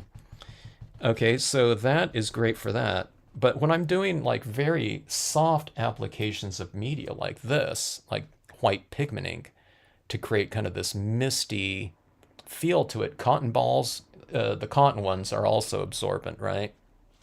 People put alcohol in them and they apply it to whatever, wounds and things like that, right?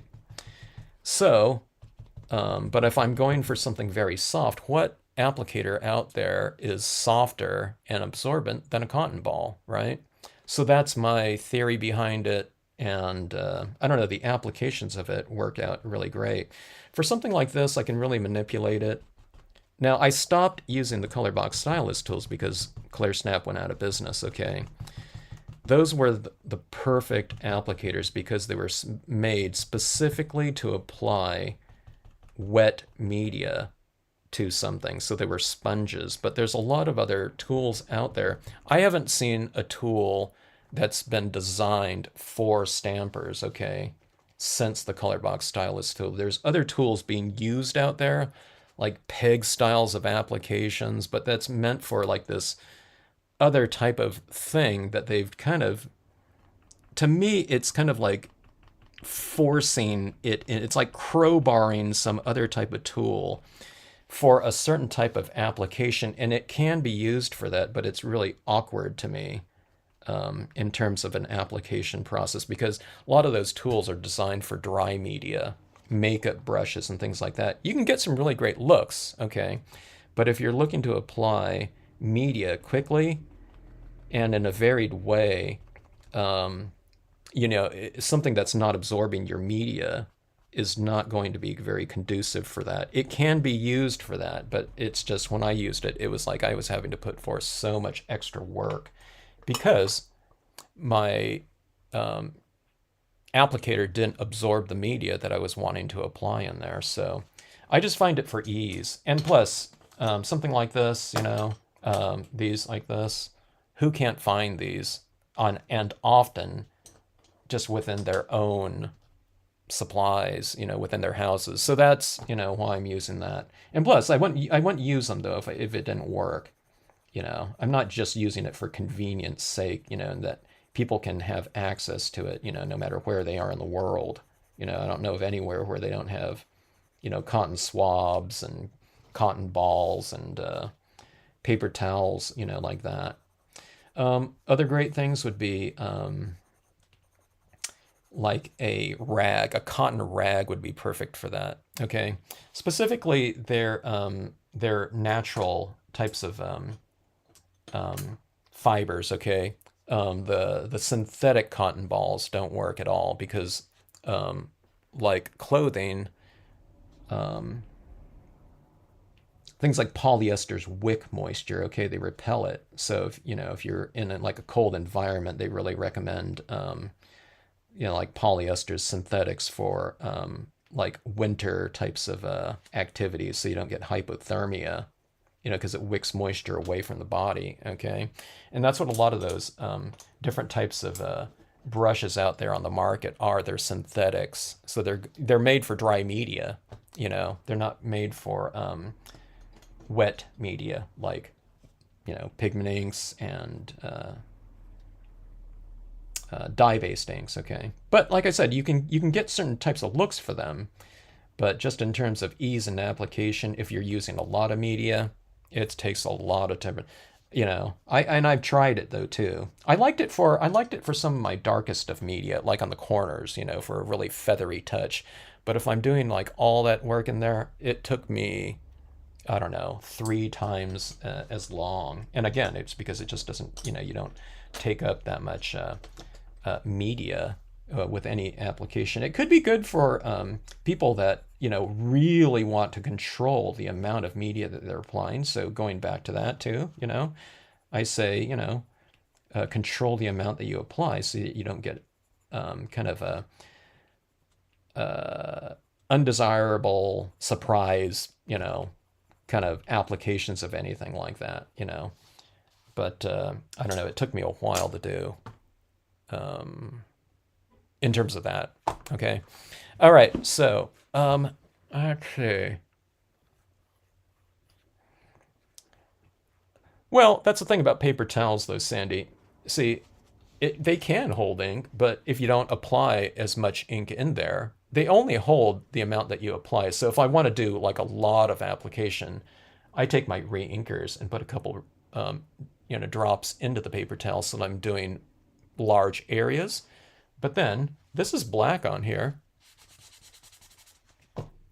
and that's like like a 5% version of it. So you can control the amount, and you can also control the amount from the amount of pressure that you apply. So see what I mean? That's what's good about the paper towels. It's in there, but how much you apply of it, it's all up to you.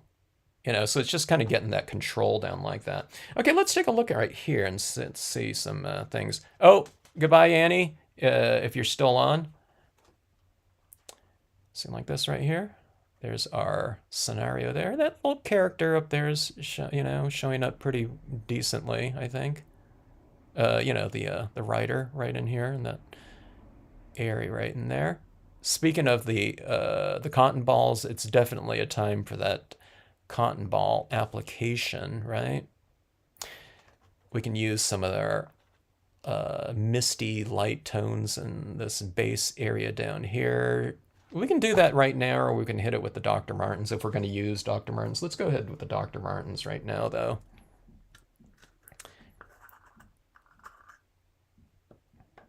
A thermocell, what is that to repel? I've tried a lot of different things. Oh, you know, there's this thing. There's these things. I don't know if I don't know if they work or not, but you put like this thing around one wrist, and I think you put it around one ankle. It doesn't think, it didn't seem like it would work, but I think I tried it somewhere.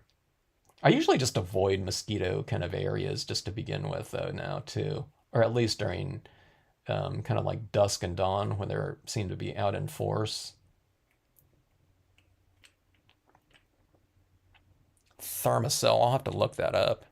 I do have I have a mosquito shirt though. You know, one of those. I don't know what it is. It's like I think the weave. Speaking of synthetic weaves, I think it's a synthetic weave that's really a tightly woven fabric. You know, so a mosquito can't penetrate it. And I have a mosquito net if I ever go hiking in an area that's known for that. Okay, let's see right here. No problem, T's Creations, yeah. You can't beat it though, huh? In terms of availability and price. In terms of applications. Okay, so I'm trying to hit this right down here in my... Sorry, here we go. There we go.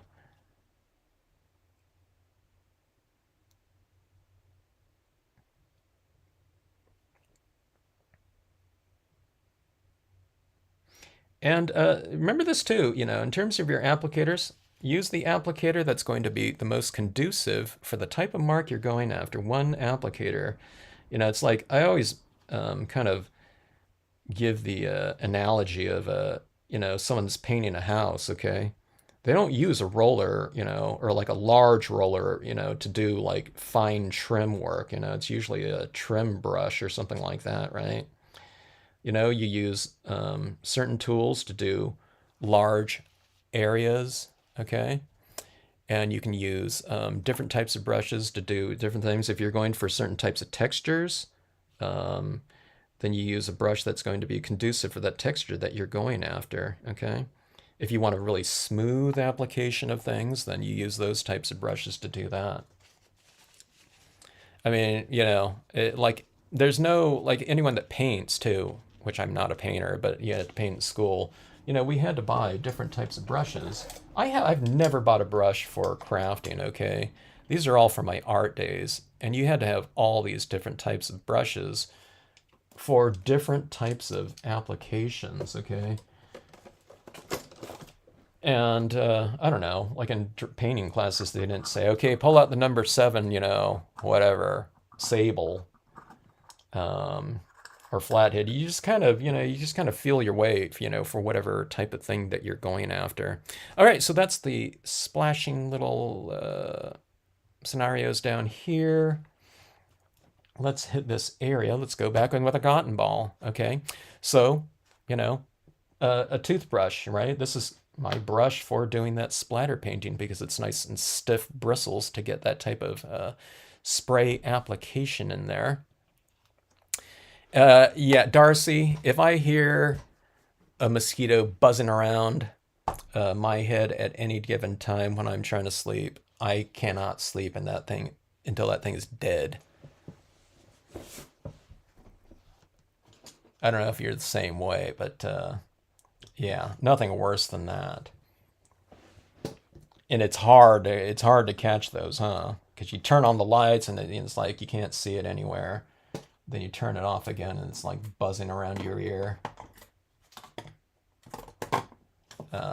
Yeah. And when I've gone camping and things like that in the past, it's like if there's one in the tent, it's dead, you know. I'm not getting any sleep at all until it's gone. Okay, so down here, we're going to be adding this where light meets dark. Well, where's light meets dark? Okay, this is the light area right in here. You start toning it in like that, okay?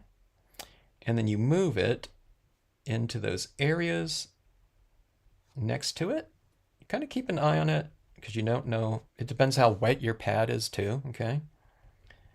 And we're adding that kind of that nice illuminated scenario. It's light, it's churning water, it's mist in the air from the waterfall. I always like an excuse to have some of this. I don't need an excuse, but if there's an excuse like falling water like this, you know, where I can add some of this in here like this, I love it. So that it really becomes kind of the, like the base of the waterfall kind of becomes the star of the scene like that. Okay, and I'm going a little bit overboard like this, but who cares? Okay, so adding it in over here. Here's some light over here. And we'll add some of that in like so. If you didn't get what you wanted in that spray pattern too, you just take your, you know, your paint pen like this and you can add in little specific little dots, or you can vary the dots. I got a pretty good variation of dot in here in terms of the larger ones and the smaller ones, but sometimes it's all super fine spray. It happens all the time. I can't control. I can control it to an extent, but you know, definitely not fully. All right, Debbie, good night. Have a good rest of evening. Have a nice, sweet dreams, sweet stamping dreams in there. Darcy, good to see you. Thanks for dropping by. All right, adding some of these to the leaves like that, kind of varying the tones of them. Like so. And again, it's kind of where light meets dark. Okay, so I'm adding this up into my leaves.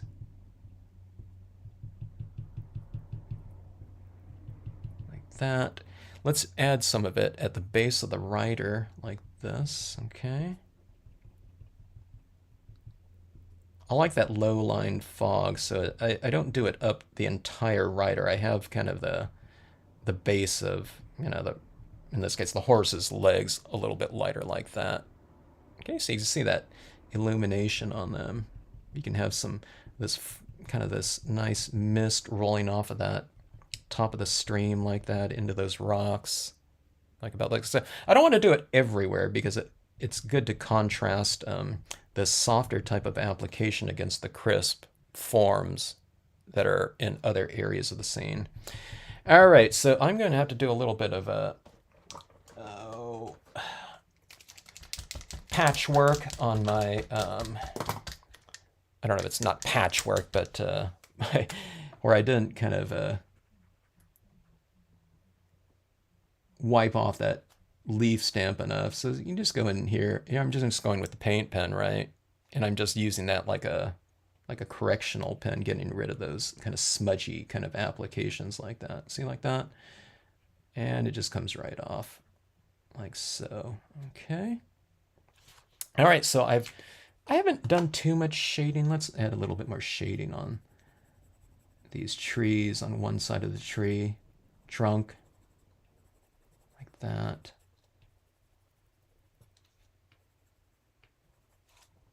You can use your alcohol pens, like I said yesterday, to create shadows in here. You can put your alcohol inks down here too. Use dye-based inks and alcohol inks if you want to. But we'll go in here with our white paint pen, and you can see where the white paint pen created that lighting on that one side of the tree in this vellum scenario. This one, it's just going to be going against white, okay? So you're not going to be able to see white, okay? But what I'm doing in this case scenario right here, where it's going to be white against white, okay?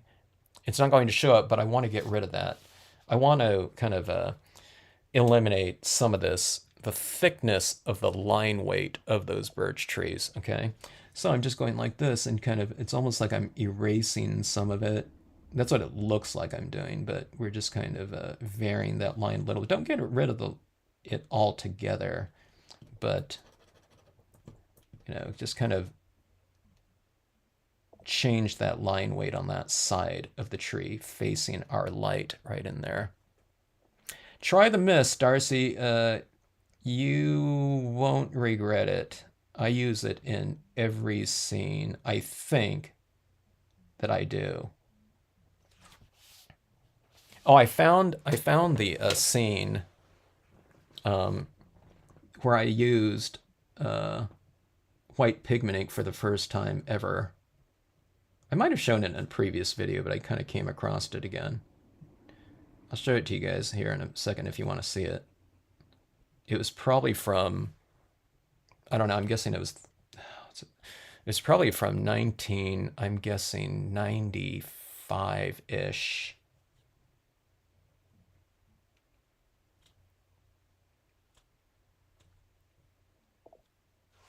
That was quite some time ago, huh? Okay, but you see these trees right here? See that line weight has changed a little bit? See, it's heavier weight on like both sides like that, but I'm just going in and just kind of, actually, let me change the line weight on this one too. You've heard that type of stamping. What do they call it? Line-less stamp? I forget what they call it. But that's kind of what you're doing here. You're kind of getting rid of that in a way. So it just looks like, you know, it doesn't look, anytime you have lines in anything, it tends to flatten things out visually. And I know what this can use. Look at see these leaves up here? Let's go back in with that white again here. And, oh, I love alcohol inks, Don.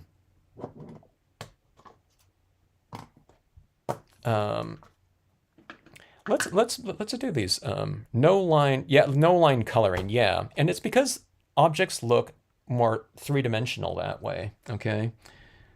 And I thought that whenever that, I don't know when they came up with that term, they started doing that, I thought, okay, this is perfect because, you know, what we're talking about is people can kind of be aware of rendering now.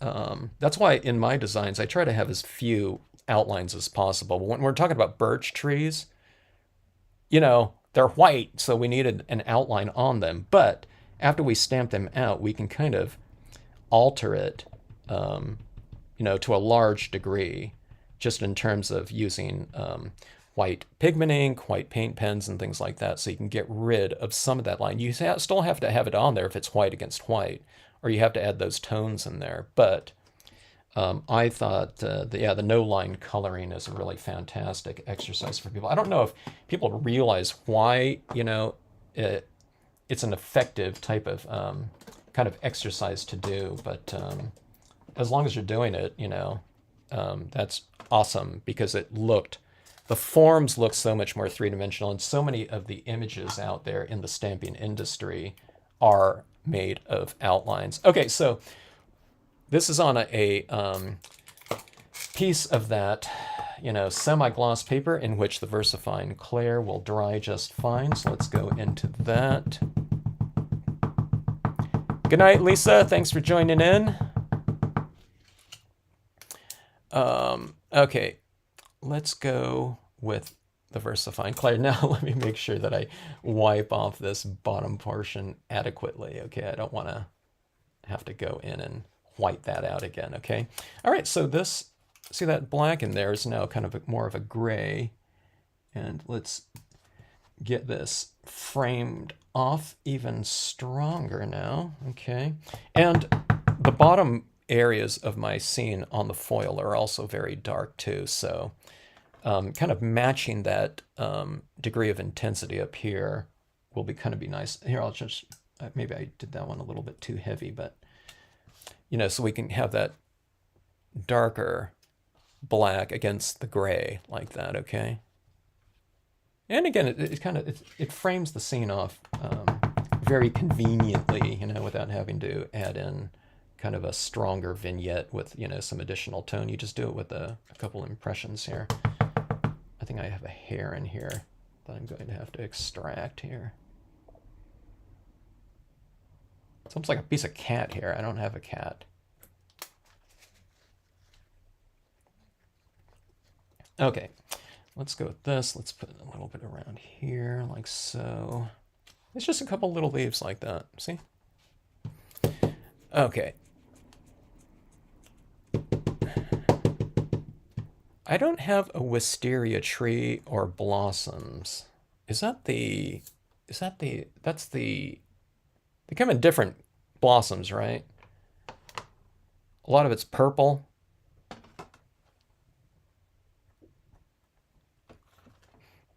But no, I don't. That would be cool, though. Okay, let's see.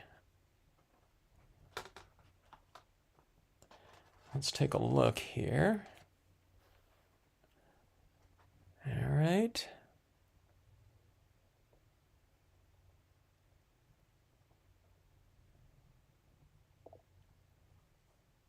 Pretty fun. Like I said, this is my first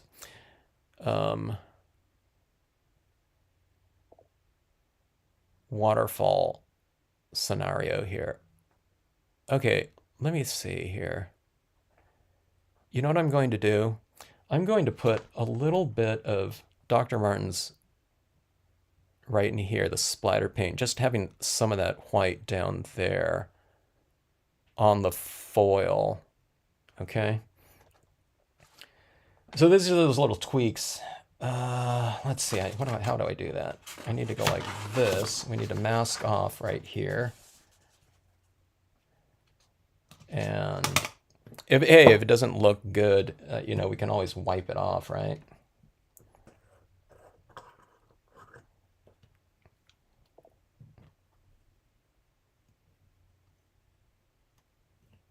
The wisteria would be cool. Is that your favorite flower or plant? 2 nights in a row, Lynn. 2 nights in a row, I'm putting people to sleep. Okay, let's see where this is going to go here. Okay, I have to kind of get my bearings here. Actually, I can just splatter paint with that right on there too. Okay, let's see. Let's go like this.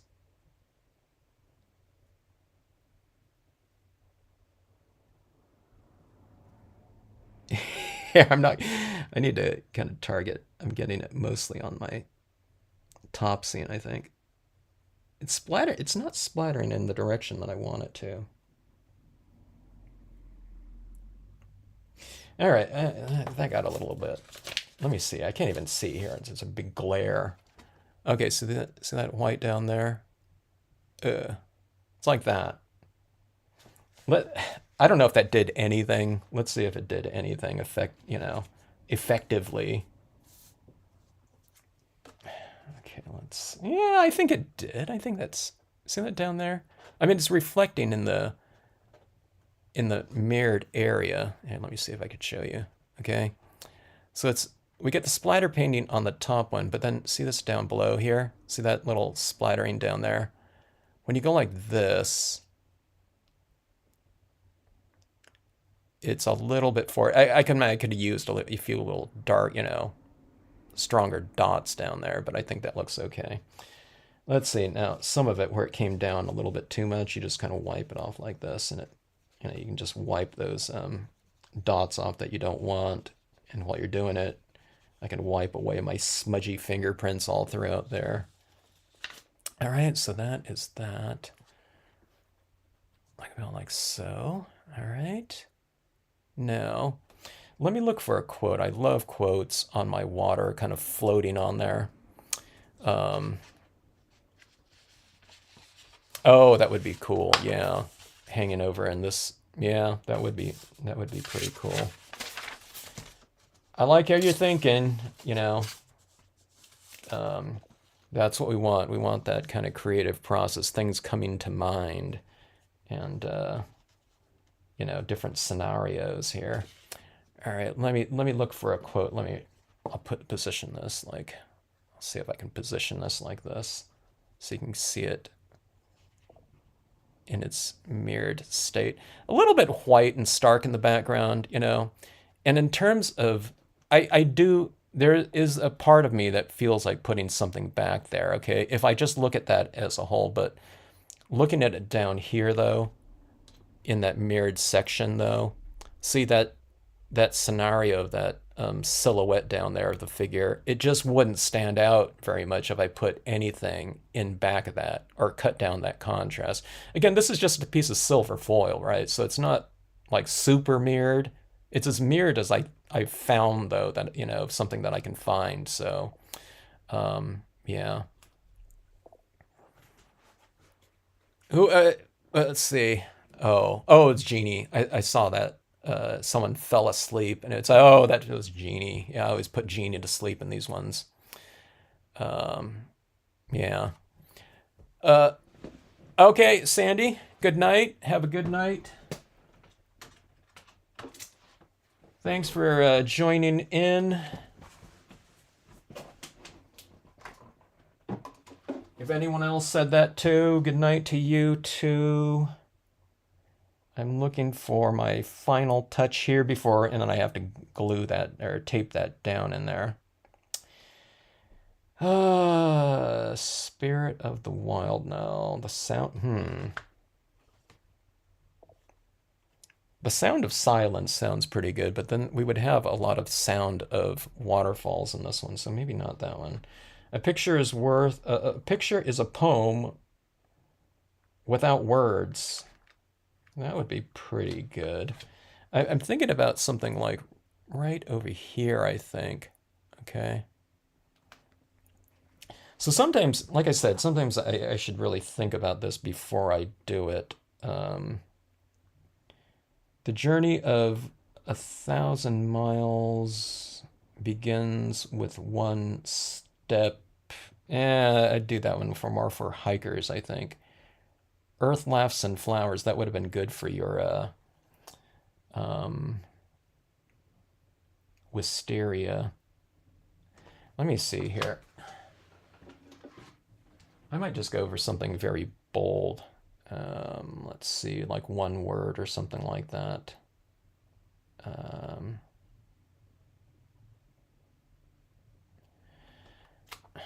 Let's see. I don't know. This one has space for some more words, I think. Yeah, good night, Sandy.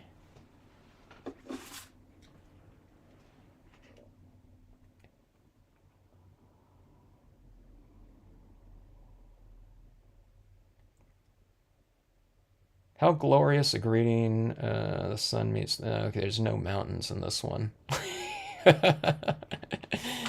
Okay, like I said, these video live streams are not the most, you know, engaging from an interest standpoint, unless you have a lot of longevity or tolerance here, you know. I should probably think of these things going into these live scenarios here. Oh, I think I have one here. Let me see here. Okay, let's just do this one. Nature is the art of God. I like that. Let's put that one down. And plus it fits from a size standpoint. Sometimes in these mirrored scenarios too, it's good to have kind of a bolder quote down there. You know, if you have this kind of floating text, it kind of disappears a little bit at certain angles too. So keep that in mind. And if you don't stamp it across like other imagery or something like that, if you stamp it out and you don't like it, you just wipe it off, right?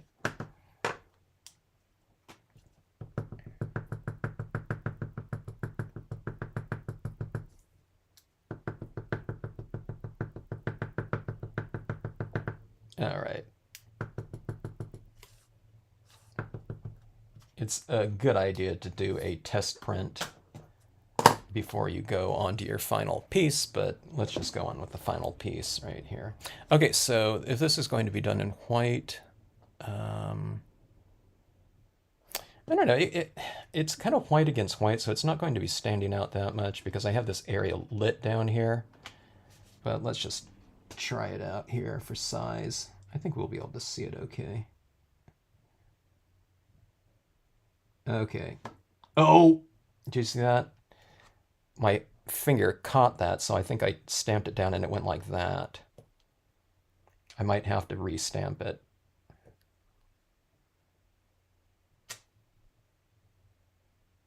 Yeah, let's restamp this one. Okay, so I'm going to have to do that again.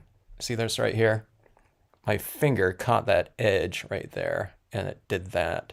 All right, so I think that's the first. Yeah, it's all blurred out like that. Okay, so you just go like this.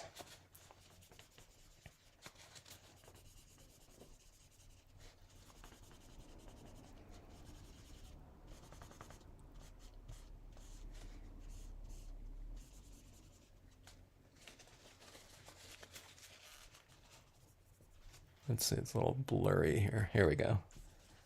Just kind of have to keep kind of rubbing it, you know, taking it off like this. Switch up to a clean part and wipe clean, okay?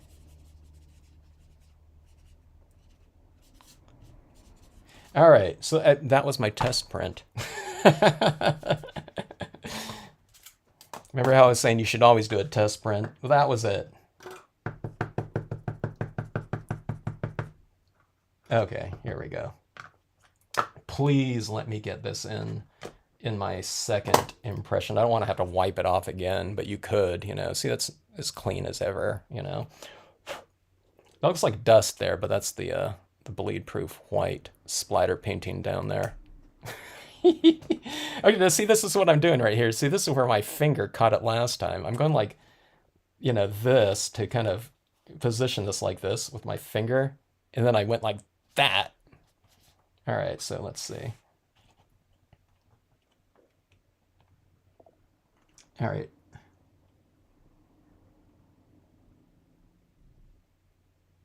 Okay, there, like that. I think I got it.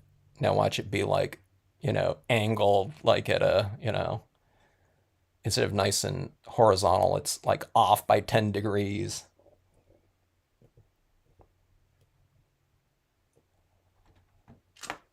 All right.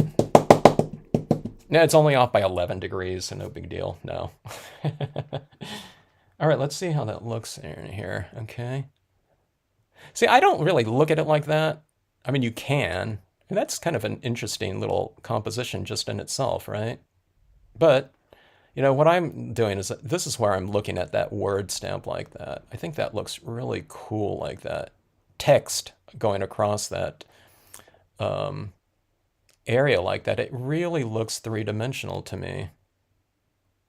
I guess it kind of is, you know, with that reflective area. It's just really kind of floating on that surface. So having these little textures in here like this on the surface, I wouldn't go overboard with them, you know, if it's going to block off the reflected area like that. But yeah. Froggy Fresh, you got it done, huh? What scenario did you stamp it in? Did you do a daytime type of scene or a nighttime?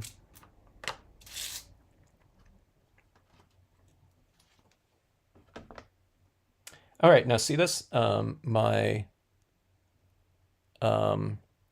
black up here is really wet right now. Usually I take this over and I put this tape on it, right? But that's going to really get that. I don't want to heat set this, you know, anymore because this paper could start curling a little bit. So what I'm going to do is I'm going to put my tape down here because I want to finish this off for you guys to see it in its finished format. Is this, let's see, let's go like this here. And I just won't press down on that top portion too much. Uh-oh. Sorry. Refill time.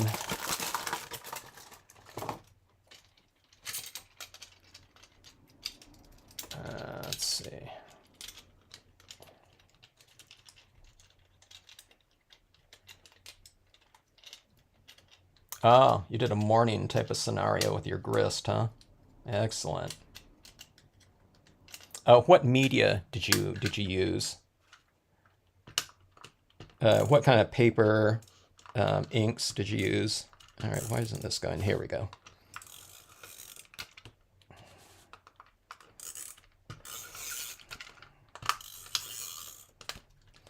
X marks the spot. I always do that X kind of formatting from high school when we were using I think what was that? Grease pens, to position, to show where we're going to position all the photographs.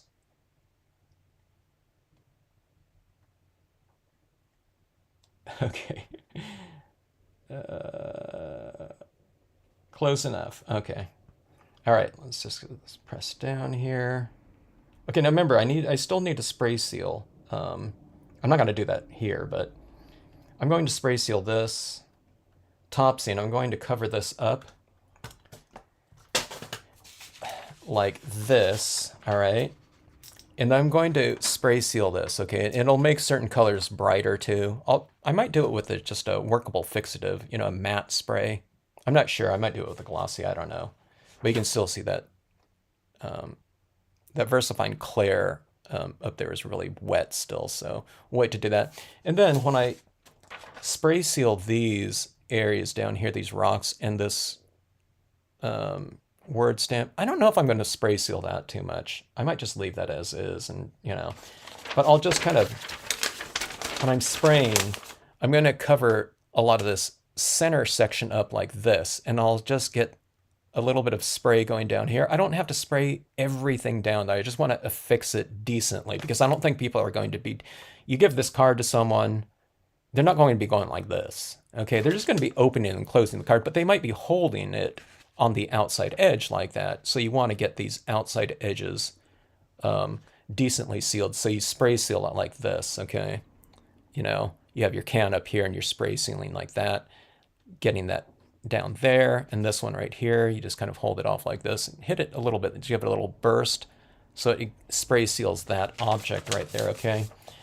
And the reason why that is you don't, whoa, you don't spray seal this in here, because if you lay down a bunch of that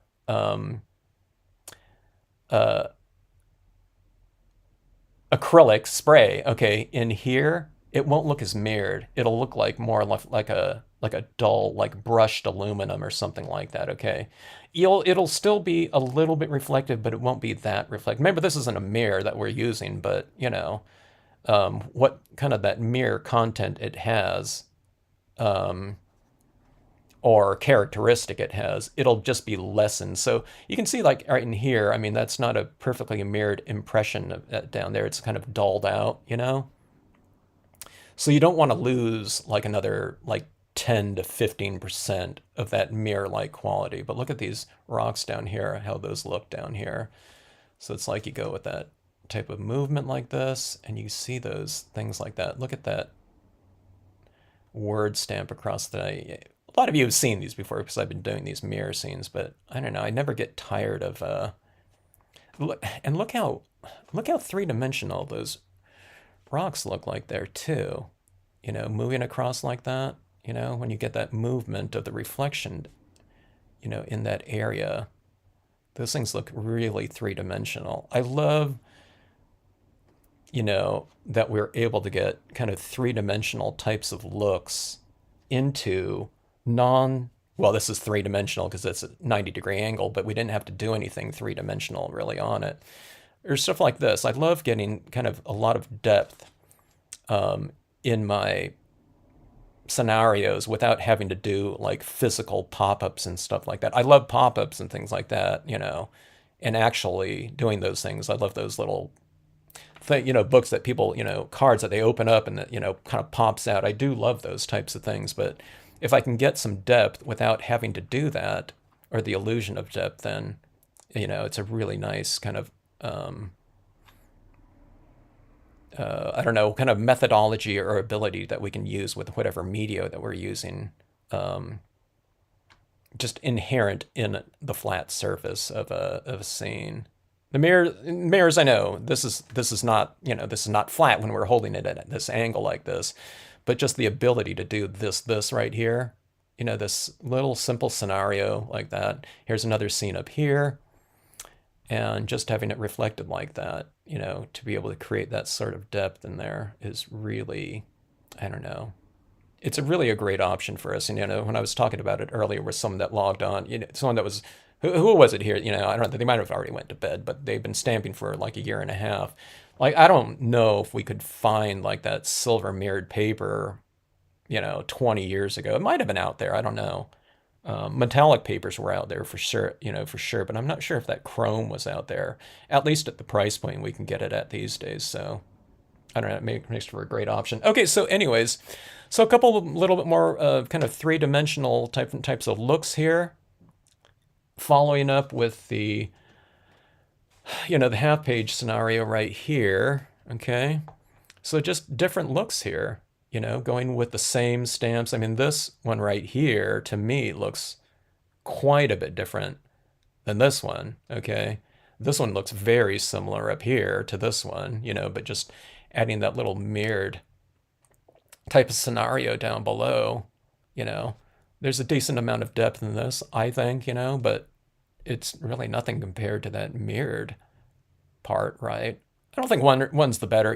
Most people are going to do, and I'm mostly going to be doing scenes like this, where it's on a flat surface and it's not involving and engaging with another type of thing like that. But I don't know. These are really fun to use, and we're talking about it. So I'm glad this group here. You're getting the brilliant things like that. So yeah, they're really powerful things to use down here. And again, here's that kind of that toned in scenario right there. So just don't, if you try this out, I totally like wiped that little thing right there just now. See that? Just tone it right back in though. Put another thing in there, or just blacken it back in, like that. Let me see. Froggy Fresh, you used white. Oh, you used white shimmer paper. Memento black and white. Sky blue. White shimmer paper, though, huh? That sounds interesting. We'll see that you're going to post it on Facebook. Okay, let me get this right here. See, this we really need to, we really need to spray seal those areas out like that. I've got another fingerprint down there. If you get you get fingerprints all over this one, just say, hey, that's like your kind of your signature on your file. It's like definitely yours, by your own fingerprint on there. All right.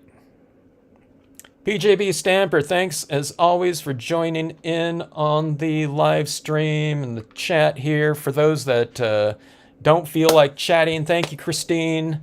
Thanks for joining in. Some people are, I think if I was, joining in on live streams, I hardly ever say things myself too, but it's good to engage with all of you and to learn about different things myself. I always learn something new. Yeah, Annie, you got back in, huh? Yeah, finished card right here.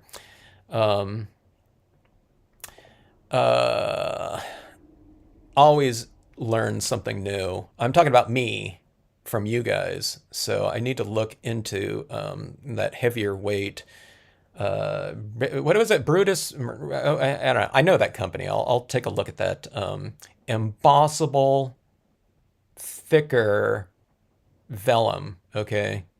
Because if we can emboss in it and it's not curling like crazy, that would be really good for that like that. So I don't know. I need someone to put a recap on that. There was other things. So I need to make notes next time, as far as the different types of things you're throwing out there. Because I need to know about these things too, about different media. So, yeah.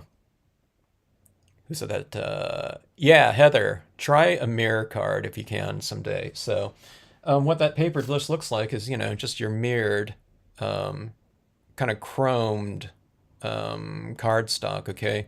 Some of it is a lot more brushed aluminum-ish, so you can see my, that's how reflective it is. So it's not super reflective, But it's reflective enough for a scene like this. Maybe if it was super mirrored, it wouldn't look as good because then, I don't know, all of my little happenings up there wouldn't be, would be much more prominent. So this kind of subdues it a little bit more so. But yeah, it's just like someone called it their inside out card because they put like the sentiments or something like that on the outside of the card, or you can put whatever, happy birthday, you know what I mean? Whatever. And the card is on the inside. I see this almost like a like a pop-up book or something like this, but you don't have actually things popping up. It just looks three-dimensional like that, right? It'd be interesting to actually do a book where you have like several of these together, like say 3 of them. So you open this up and that's like that. And then you go like this, and here's the next scene up here like this, or it's like this, I guess. So you're looking at it like this, and here's one scenario. Then you close this one up, and here it is again, but it's coming out down here, and then you close that one up. Wouldn't it be cool to do like the 4 seasons or something like this, where this is like a book like that, and every other page is that mirrored scenario? You have to find a way to bind it, otherwise it's getting kind of thick, I guess. This big, thick thing that you're going to have to fold up like that. But maybe you use a thinner kind of paper on the outside. It's just like regular, like text weight or something like that. But wouldn't it be cool to go through, kind of some scenario like that? So it's like fall, whatever it is, spring, fall, winter, or something like that, or just some kind of thematic thing, or it could be just some writer in a different scenario next to whatever bodies of water or something like that. So you can do like a little booklet like that. If you do that, you probably don't give it to someone. You're keeping that one for yourself, but it would be quite a, little present for someone, some that likes horses, or something like that. You have horses in each one, reflecting down in the water or something like that. And you can do much more simple compositions like this, I've done it before where it's just Lakeside Cove stamped on a piece of cloud backdrop, and that one was like super effective. And that card itself would take, I don't know, like 15 minutes or something like that. So you can do it with all different things. They were mentioning the grist mill. You can stamp a mill up here and do it on, some sort of I don't know, interesting paper or whatever, and you don't have to do any coloring in. Maybe color in a little bit with some colored pencils and just have it reflecting down here in the water, and that water area, if you don't want to do any blocking out, it could just be these solid rocks down in the water with a few reeds, so you don't have to do any blocking out at all, like that, of, the larger rocks or something like that. And that would be cool too. So anyway, I'll check that Hero Arts for that vellum. Heat resistant vellum. That is so fascinating, huh? Brutus Monroe, thank you, Froggy Fresh. Thanks, Annie. Oh, discontinued brilliance. Boy, that's going to be a depressing list, Annie, but yeah, let me know. Or please do not include white or black on your list. As that will crush me. It would, I don't know. I wouldn't say it would be the end of these mirror cards because we can use stays on, but getting that white in there like that and being able to blend it out is not an insignificant kind of ability in there. So, yeah. Yeah, okay. So, thanks so much again. Good night, wherever you are. Thanks for watching, joining in, and we'll see you sometime on the next scenes. If anyone placed orders here, I'll be working on those tonight and getting them out tomorrow. Some people ordered, the stuff that that was used on this, this scene right here. So, again, just trying to give them some additional options to utilize their pieces. Maybe I'll do a foil, not a foil scene, but like an iridescent, like a Star Dream, lapis lazuli nighttime scene or something like that. And I'll show you just how fast that comes together. Now, those ones do come together because I'm only using this white and black brilliance ink, and that's it, the paper is already colored, so that takes care of all the coloring for us. So really an effective way to I don't know, come up with a very quick scene. Okay, not in the port yet. Uh-oh. We need those in the port. We don't need those cooking in some sort of shipping container, huh, Annie? We need those. We need those. We need those in port. I don't know. When did you? Annie, you ordered like a month ago, didn't you? Has it been over that? I don't remember. But this is going to be one of the foil types of cards. Not maybe not this exact scene, but in that foil class. So. All right. Good night, everyone. Thanks again. Look forward to seeing that scene, Froggy Fresh. You know, of that of the mill. Love that train scenario. Wow. You know, you came up with that. You did an awesome job on that. So, yeah.